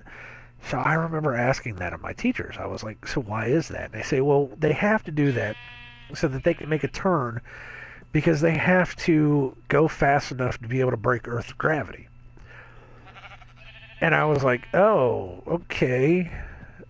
It doesn't really make any sense as a kid because it's like, well, when you shoot up a rocket to go straight up into space, it should just continue to go straight up into space. Why is it that these space shuttles have to make a turn so that they could leave Earth's gravity? Well, because they're so heavy and yada, yada, yada, and all this stuff. And I was like, okay, sure, whatever. I don't know. I had not seen any like actual rockets get up that high and all that. But then I started watching YouTube videos of rockets now. They've got rockets, these private rockets that they can shoot, and they'll just go straight up into space like it's nothing. They don't make a curve. They don't have to make an arc. They just go straight up. And I'm like, but when I was a kid, they used to say yada, yada, yada. And now it's like, we can just shoot them right up and it doesn't make any sense. You see what I'm saying? It's those little things like that. And I remember vividly the Challenger exploding. We were watching it. It was one of the ones that they made sure that we were all outside watching it because it was the first teacher in space, and she had actually come through and done a tour of all the schools. I don't think I ever actually got to meet her. I think she went to the high school. And, yeah, it was a whole big thing. They went through the whole deal. But I remember it going up, and once it got up to a certain point, that there was this poof. It was like this, it kind of started making a turn, and then there was like this big white poof. And the rockets just kind of went off in different directions, and we were like, what the hell just happened there, And I remember they herded us back into the school as quick as they could because they knew that something went wrong. And they were like, all right, come on, kids, let's go back in, it's over. And we're all sitting there thinking, but, and they're like, no, come on, let's go back into school. And I mean, of course they didn't know. They weren't part of some big conspiracy or something. But I remember getting home and my mom cried. I remember my mother crying on the couch in the living room, and I didn't understand it. I didn't get it. Because it was like, I guess it was just one of those things. I just didn't feel it, even as a kid, I didn't feel that something bad had happened. It was just one of those things, and I remember going over and giving my mom a hug, and she said I'm all right, and she sent me outside to go play, and it was just one of those weird kind of surreal moments. But it all comes back around to where we are now, where all of this flat Earth stuff that I was seeing and I was looking at, and I was testing because yes, I was going outside and I was looking at objects that were so many miles away and thinking, well, why isn't that lower and all this other kind of stuff. And I was like, this makes sense. It really makes sense. And it took me a good 2 years. I mean, it was a slow draw. It was, I think it was a year before I finally said, okay, now I'm 72% convinced that, I could believe. And it just kept going from there. And what was the clincher for me? There was some kind of clincher for me. By that time, I had learned that if any government official ever tells you to deny all the wild conspiracy theories about something, by the time I heard that, whenever I heard somebody ever say, well, don't believe this because it's probably not true, that was the point where I would stop and say, okay, well, maybe it's true because they're telling us to not think it's true. And that was about the time whenever I heard Obama say, well, we don't have time to believe in the Flat Earth Society or whatever it was. And I'm like, no fucking way. No way. That did not just happen. So, of course, I said, you know what? Screw you guys, man. I'm going to dive into this. This is going to happen. And I never took a Facebook video as 100% truth, as 100%, because I said, we're gonna launch into this, and we're going to think about it extra super critical. We're going to be critical. We're going to listen to the arguments, but at the same time, because I already knew enough about science to know how this works, we're we're not going to entertain every single crazy thing that they say. And that's how I approached it. And by the end of it, I was hooked. I was convinced. I was done. It was only this year that I finally stopped, looked at Angie B, and I said, you know what? I have to admit it. I have to say I have 100% belief that the Earth is flat. And that's where I am right now. And that's what led me to the argument about God. Because I said, if the Earth is flat, if it's real, if it's really flat, then we didn't just come from some random spark out in the middle of nowhere. We didn't just appear here through millions and millions of years of evolution. Somebody somewhere put us here for a reason, for a purpose. Whether that be aliens, whether that be some kind of deity, whether that be maybe us recreating ourselves. I don't know. Somebody made this. This is not just a fluke. So I said, well, let's look at the religions, see who's closest. And the first thing I went back to is I said, you know what? Every religion has a flood story. Almost every religion has a flood story. Almost every religion believes that the world was flat at one point in time. Every religion has all these similarities. And I said, where do these stories stem from? And that was whenever I ran across Rob Skiba, who is a Bible scholar and truther, and he opened my eyes more than anybody else can. He went through the Bible and he said, this was made here, this was made there. And the reason that all these things are put together is because they're in the book. And I'm going to kind of stop it there because I've been talking for a little bit and I got to go get some stuff done. There will be another part to this, I'm sure, but I have to stop. So we'll keep going with this. I know this is going to get long, and it's going to get long-winded, and I'm probably not making too much sense right now. But for anybody that's kept up with me till this point, you have to understand. If you're here, you have to understand that everybody has a story about how they came to God. This is mine. Anybody that believes in flat Earth has to believe in this too. So we will continue this. So I shall see you guys here in a little bit.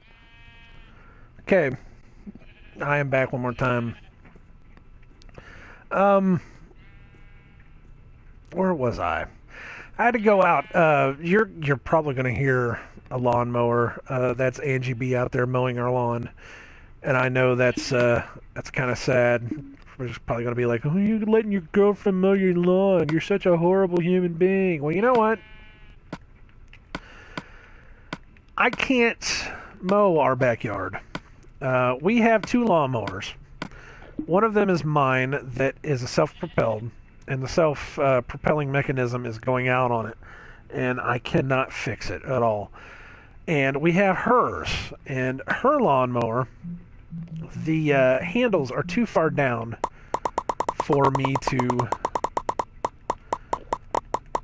They're too far down for me to be able to push the lawnmower around in the yard. It makes my back hurt a lot. So I can't do it. I cannot use her lawnmower. And my lawnmower, when the self-propelling mechanism doesn't work, it stops dead. It does not want to move anywhere at all. So when it comes to mowing our yards, or mowing the yard, I have a problem. And I just can't do it. And she has been very helpful in this. She has volunteered to do it. She enjoys it. I don't mind her doing it. I always try to offer help whenever I can. As a matter of fact, I do the front yard. She does the backyard. She's doing the backyard right now. That Enderman is going to piss me off. But that's just what's happening right now. If you happen to hear... oh, what the hell? If you happen to hear a lawnmower in the background, it's her. If you happen to hear that weird-ass clattering noise in the background, that's our wonderful dryer, which I think I mentioned before. It's just clattering like crazy in the background. But that's okay. It's not going to bother me too much on this. So, I don't remember exactly where I was at with my...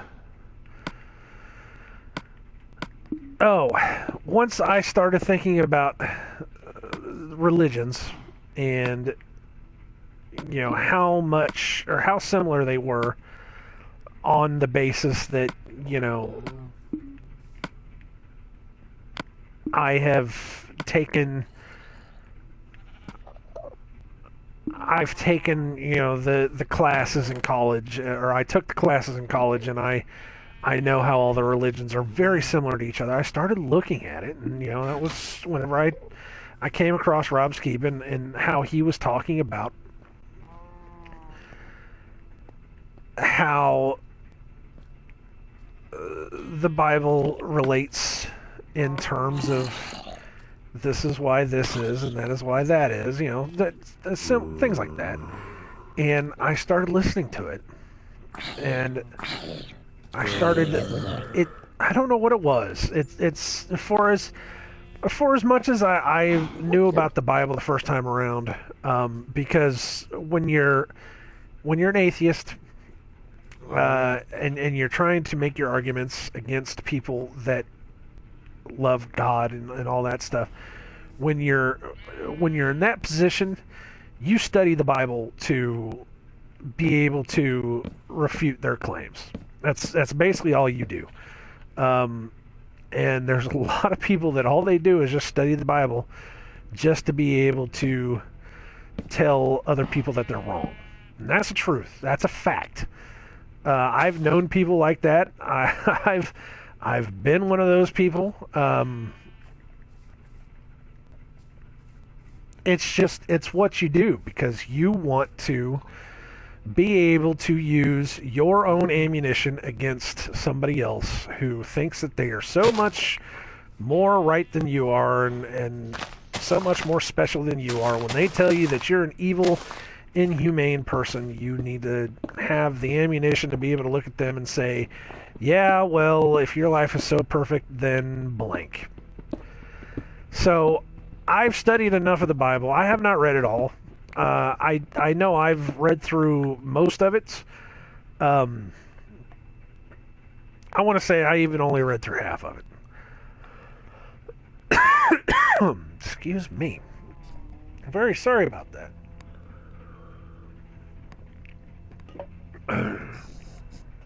Maybe not even half of it. Who knows?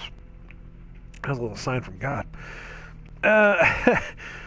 But I know I've started it several times. I cannot say for certain how much I've read it, but it's only been recently where I've been listening to it at work, trying to get through it,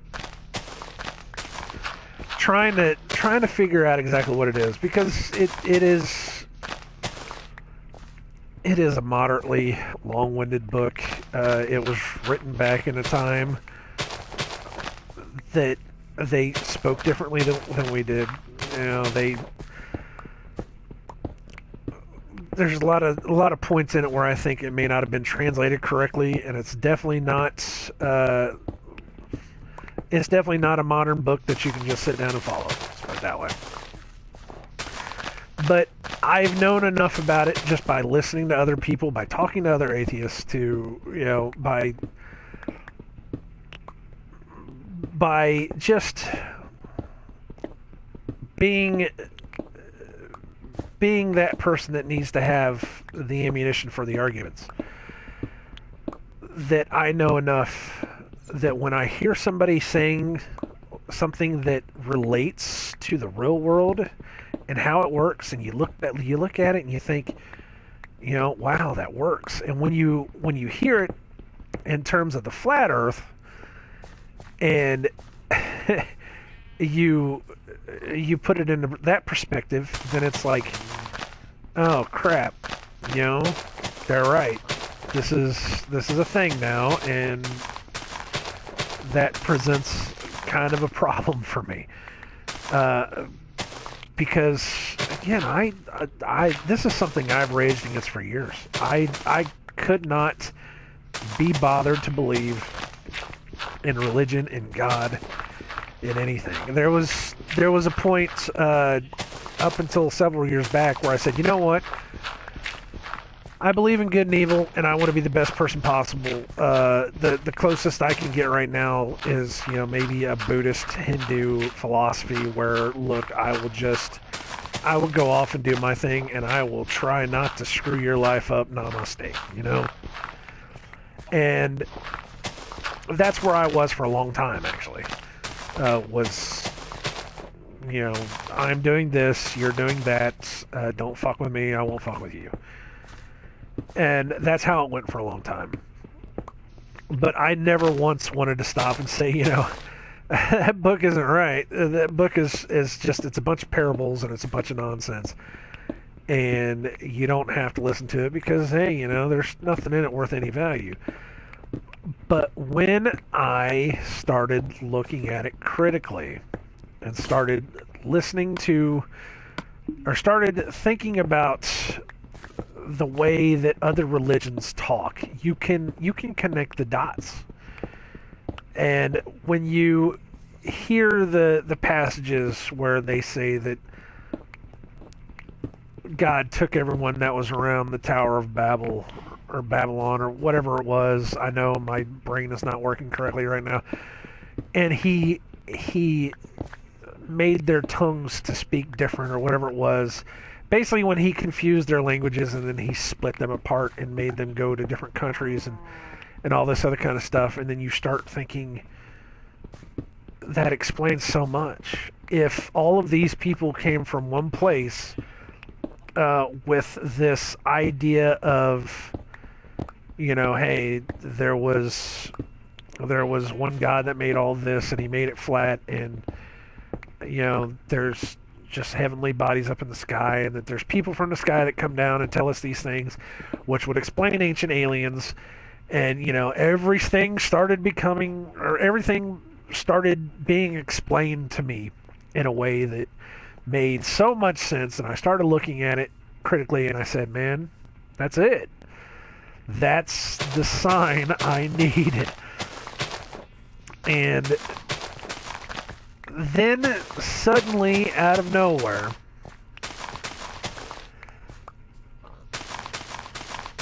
I started hearing all of those truther channels.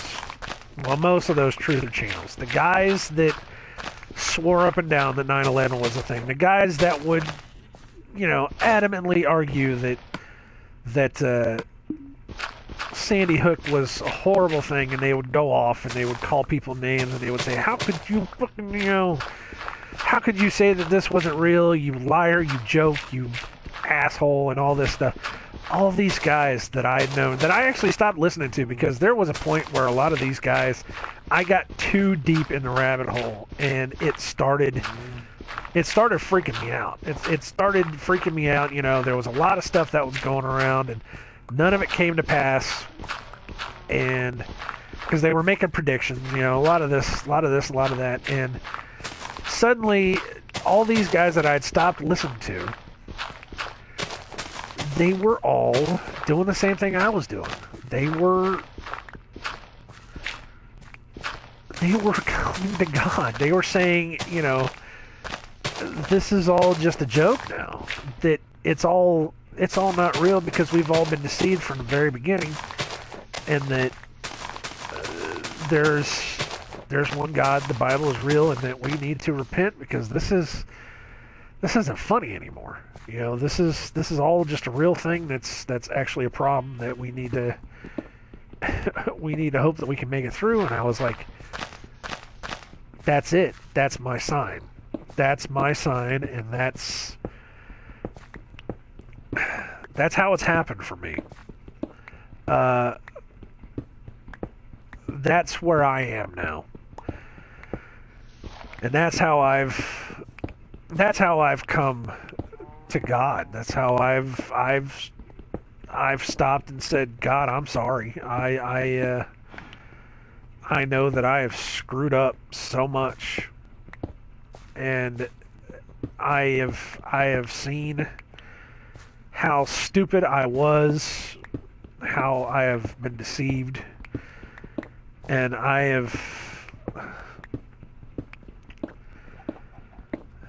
there's certain times in my life where, because we had rallied against Christianity and because we almost became practicing Satanists, where I have had the feeling that I was in hell, that I got a glimpse of hell and I got to see what it was, and it was horrible.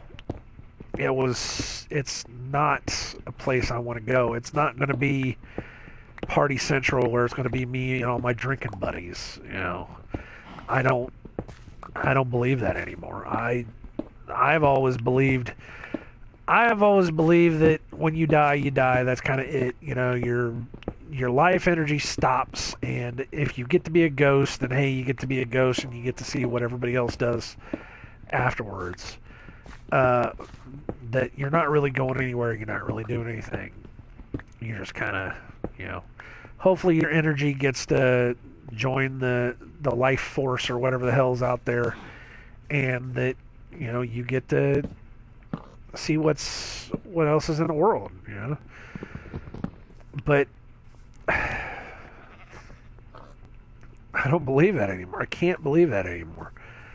It's been an eye-opening thing, and the biggest the biggest thing that has opened my eyes because of it is I see the evil in the world. I do. I have seen the evil in the world, and I believe that there is pure, unadulterated evil in the world. And human beings can do the most horrible and despicable things to each other. I should know I was one of those that have been picked on my entire life. I have seen the images of the people that brutally murder each other in other countries. The stuff that no one else wants to see and no one else wants to claim is happening. It's disgusting. I know that part of Satanism, true Satanism, not just this this do as thou wilt lest it hurts no one else. True Satanism at its core is about witchcraft and killing animals and people and blood sacrifices. And I know this. And I know there's going to be people that argue with me. And hey, you know what? That's fine. This is about beliefs. This isn't about what is and isn't real. You can believe whatever you want to. I'm going to be one of those people that I'm not going to be judgmental. You know, there's only going to be one person in the world that can judge you, and that's going to be God. And if you don't want to believe in God, hey, that's cool. You don't have to believe. You don't have to believe that He will or won't judge you, and that's just fine with me. I know that I am at the point now that God will judge me eventually, and I don't know if I'm going to be worthy or not. And that scares the shit out of me more than anything else. Is that I don't know if I'm going to be worthy or not, because I don't want what I have had anymore. I have known for a long time that I don't belong of this world. This has been a horrible place, and I have not had very much fun through it. What fun I have had was all fleeting, and it wasn't something that'll last forever. The only pure true thing that I have in my life that I have enjoyed has been my girlfriend, and I love every day I have with her, and I thank God that I was able to get with her and find her, and that we could be together. But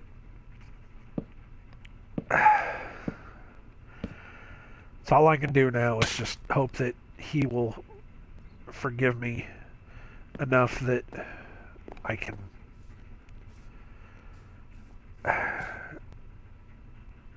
move on from this place, because I have seen the evil and wickedness of men, and I have heard the plans that these people have. And one of the biggest things, I mean, you can go along with the conspiracy whether you want to believe that the Illuminati is real or not, that they're all Satanists or whatever. You can believe whatever you want to when it comes to that, because that is a belief, and that's entirely on you if you want to believe it. But when you believe that there is a God and that there is an evil, there is a pure evil that wants nothing more than to run the world. And when you believe all that, and when you see that this is an actual thing, then you have to come to one conclusion, that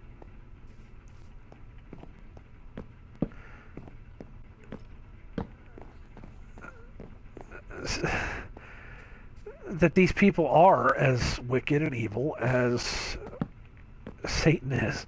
That there is a real Satan. That it's all a plot to wipe out humanity, or to subvert humanity, and it's for the worst, absolute 100% worst possible reasons ever. And I've known for a long time that there are people that are like that, that would rather kill you and drink your blood just to be able to get over top of you, because that's the way these people think. That's the way these people are. And I stopped and said, man, that's right. That's real. That's a thing. There's no other reason why these people should be like this. And that was what really solidified my belief system, is that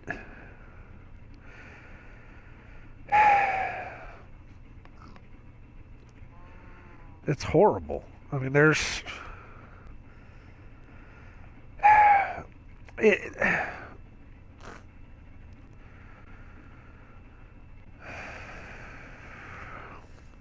I'm having a hard time trying to describe it.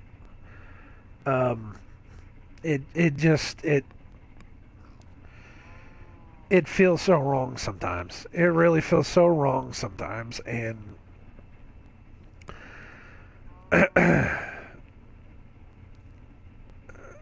knowing that I've spent 40 years on this planet, of which 39 of those years were spent 39 of those years were spent being brainwashed and manipulated into thinking that everything that a certain percentage of the people of the world think is wrong, and that everything I had to do was to work for some greater evil. And then suddenly, and it was right around my birthday when it happened too, right around whenever I turned 40, that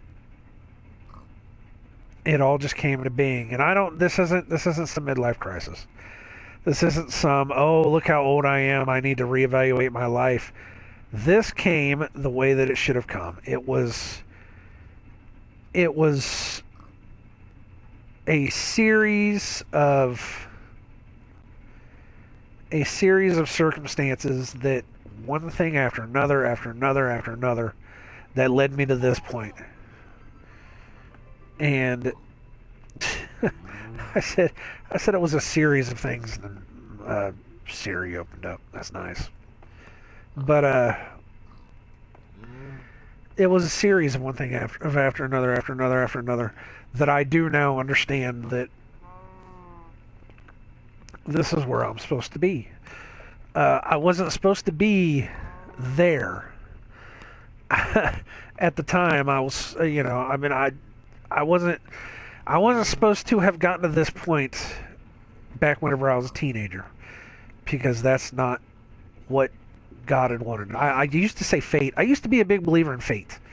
I used to say everything is planned out for us, fated out for us. This is just the way it is.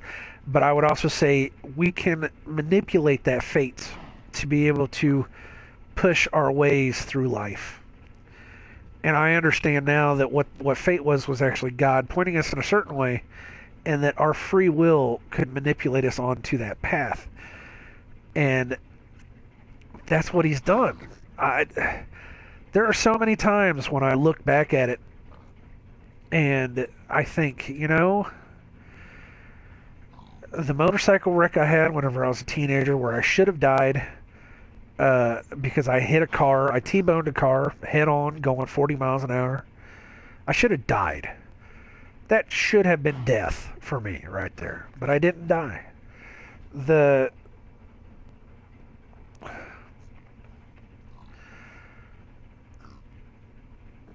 time that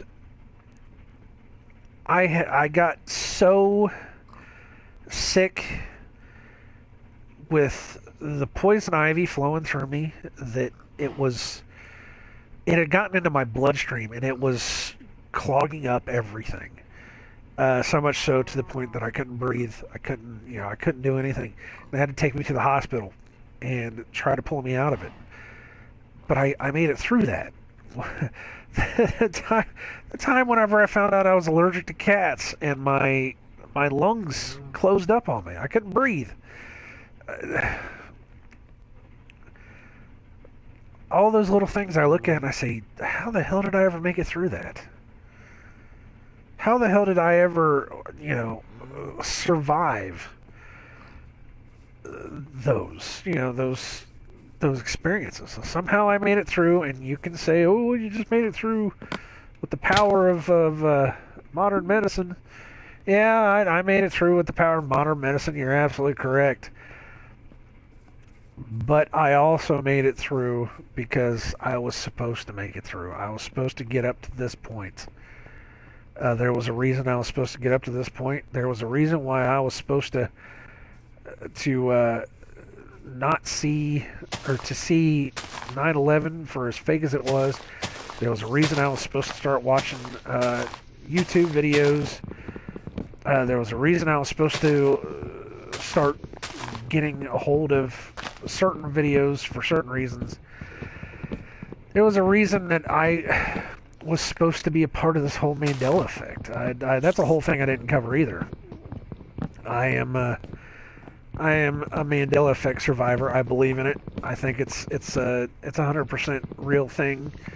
I don't know why it exists, because it's very scary, and I don't think it's just because of bad memory. Some of it is. I will 100% admit that some of it is. I think a lot of when it is bad memory is it's something you can get over. Whenever I say a word wrong, or whenever I spell a word wrong, whenever I get a quote in a movie wrong, and it's told to me a certain way, and I can look at it and I can say, "Oh yeah, I get that. That's fine. That's cool," and it doesn't bother me at all. But when certain other things happen, and I look at it and I say, that's just wrong. I feel that in the bottom of my soul. That's not right. That's where the problem comes in, and that's where that's where a lot of these people that are Mandela affected have their biggest issues. Is that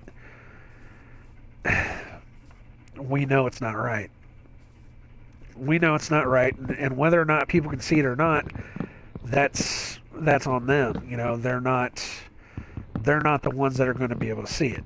We see it this way, and I think I was thinking about it the other day, and I was kind of thinking maybe the Mandela effect is a tool that God is using to open our eyes. Maybe because the Mandela effect, it was another one of those big turning points for me, where I kind of looked at everything and said, this just isn't real. This isn't real. This isn't right. Why is this like this? And I know that for other people it's the same way. It's just our reality is so screwed up now that nothing seems real anymore. Nothing seems right anymore. And that's got to be a part of it. That's got to be some defining factor in it. Is that maybe certain people aren't supposed to see it because this is God's way of calling people back in, and that's what I call this. He's calling me back in. That I gave him a chance once, and even though I turned him down for a long, long time, he always kept me. He always kept me there. He always kept me in his heart, and now I'm back here, and it feels so weird for me to say, I believe in God, I love him, and I thank him for giving me everything I've ever done. It still feels so weird for me to wake up every morning, and before I eat my cereal every day, I will sit there at the coffee table, and I will pray. And that's something I've never done in my life. I have never once, I have never once ever thought that, I would wake up every morning and give my thanks to him and do that. And it's just, it's weird. It's weird for me to say. It's still weird for me to even say the word God and believe. But I do. This was my story, and there were so many other parts of this story that I wanted to say. I had all this stuff in my head uh, the other nights. Actually, last night was whenever it first popped into my head, where it was something told me, go do this, go tell people your story. Uh, don't worry about what people say. Don't worry about don't worry about the consequences. Don't worry about how people will react to it. Just go tell your story. And that's where I am right now. I don't worry about it anymore. The only thing I worry about right now is that when whatever is coming is going to happen, because these people, these evil, wicked assholes that run the world, when they eventually decide to pull it on us, whatever it's going to be, it's not going to be fun. There's going to be a lot of people that die. There's going to be a lot of death. There's going to be a lot of suffering. And honestly, I don't want to die like that. I know that when I do die, hopefully the Lord will forgive me and will take me up and give me eternal life on the new earth or heaven or whatever it is. That I'm still learning. I'm still learning. I'm still trying to figure out exactly how it all works. But I'm hoping that that will be a thing that happens, and that I don't get lost in the shuffle. I don't want to get lost in the shuffle. I don't want to burn in hell for all the bullshit that I've ever done. And I'm so sorry. I apologize to everyone for all the crap that I've ever done. I absolutely do. It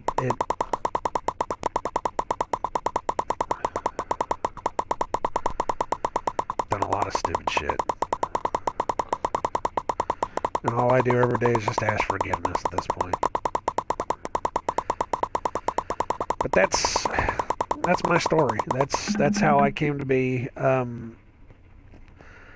It's like I said, something inside me told me that I need to tell this tale.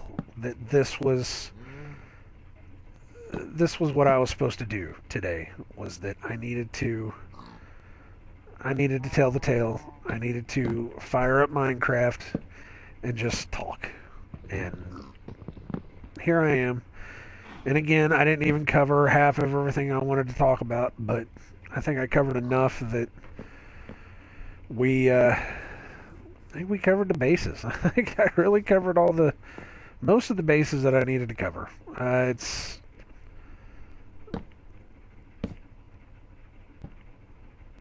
I have been a little scared to actually open my mouth about it, but now I'm not scared anymore. I don't care. I don't care if people don't want to watch the channel anymore because I say that I'm a flat earther. It doesn't matter to me anymore. It really doesn't. I don't care if people want to condemn me because I believe in God. I was one of those people that used to condemn everybody for believing in God. And now it's like, I don't care. If you want to do that, then that's your deal. That's your thing. So anyways, thanks for letting me talk, guys. If you made it this far, feel free to leave a comment. Feel free to leave a like. You don't have to subscribe. I don't have that many subscribers. I do want to talk about, or I do want to start talking about this kind of stuff more.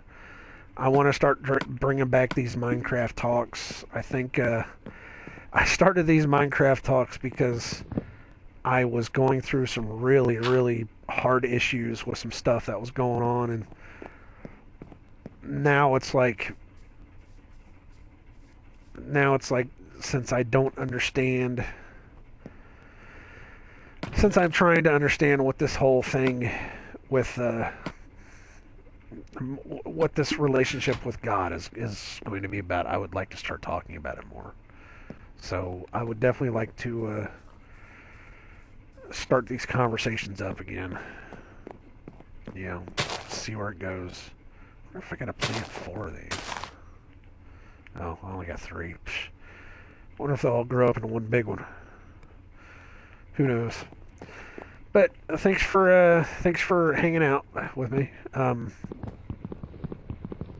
I've been nicodemoscain. This has been non-drunken Minecraft. This has been this has been surreal Minecraft. I don't even know what to call it. Um,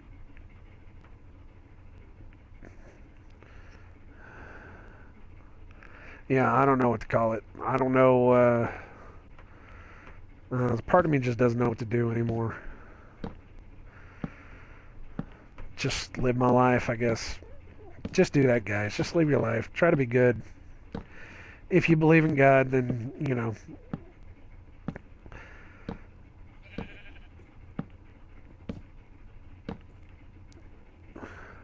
if you believe in God, then please pray for me. Uh, you know, leave a good message with the man for me, because I I don't know, I don't know if he hears me sometimes or not, and I have I have pushed him away so much, and I still tend to do stupid things that I don't know if he'll forgive me for. So I'm kind of like, you know, I don't know. NGB seems to think that I just need to ask forgiveness, and I'm trying. I'm really, really trying. So, I don't know. But hey, thank you guys for watching it again. Like I said, this has been Minecraft, usually Drunken Minecraft, but it's not Drunken Minecraft right now. I'm going to start doing more of these. I don't know when. Just look out for them if you want to see them. Like, comment, subscribe, or don't. And I wish you all well in all your future endeavors, and I hope that the world lasts for you. You guys take it easy. Love each other. God bless.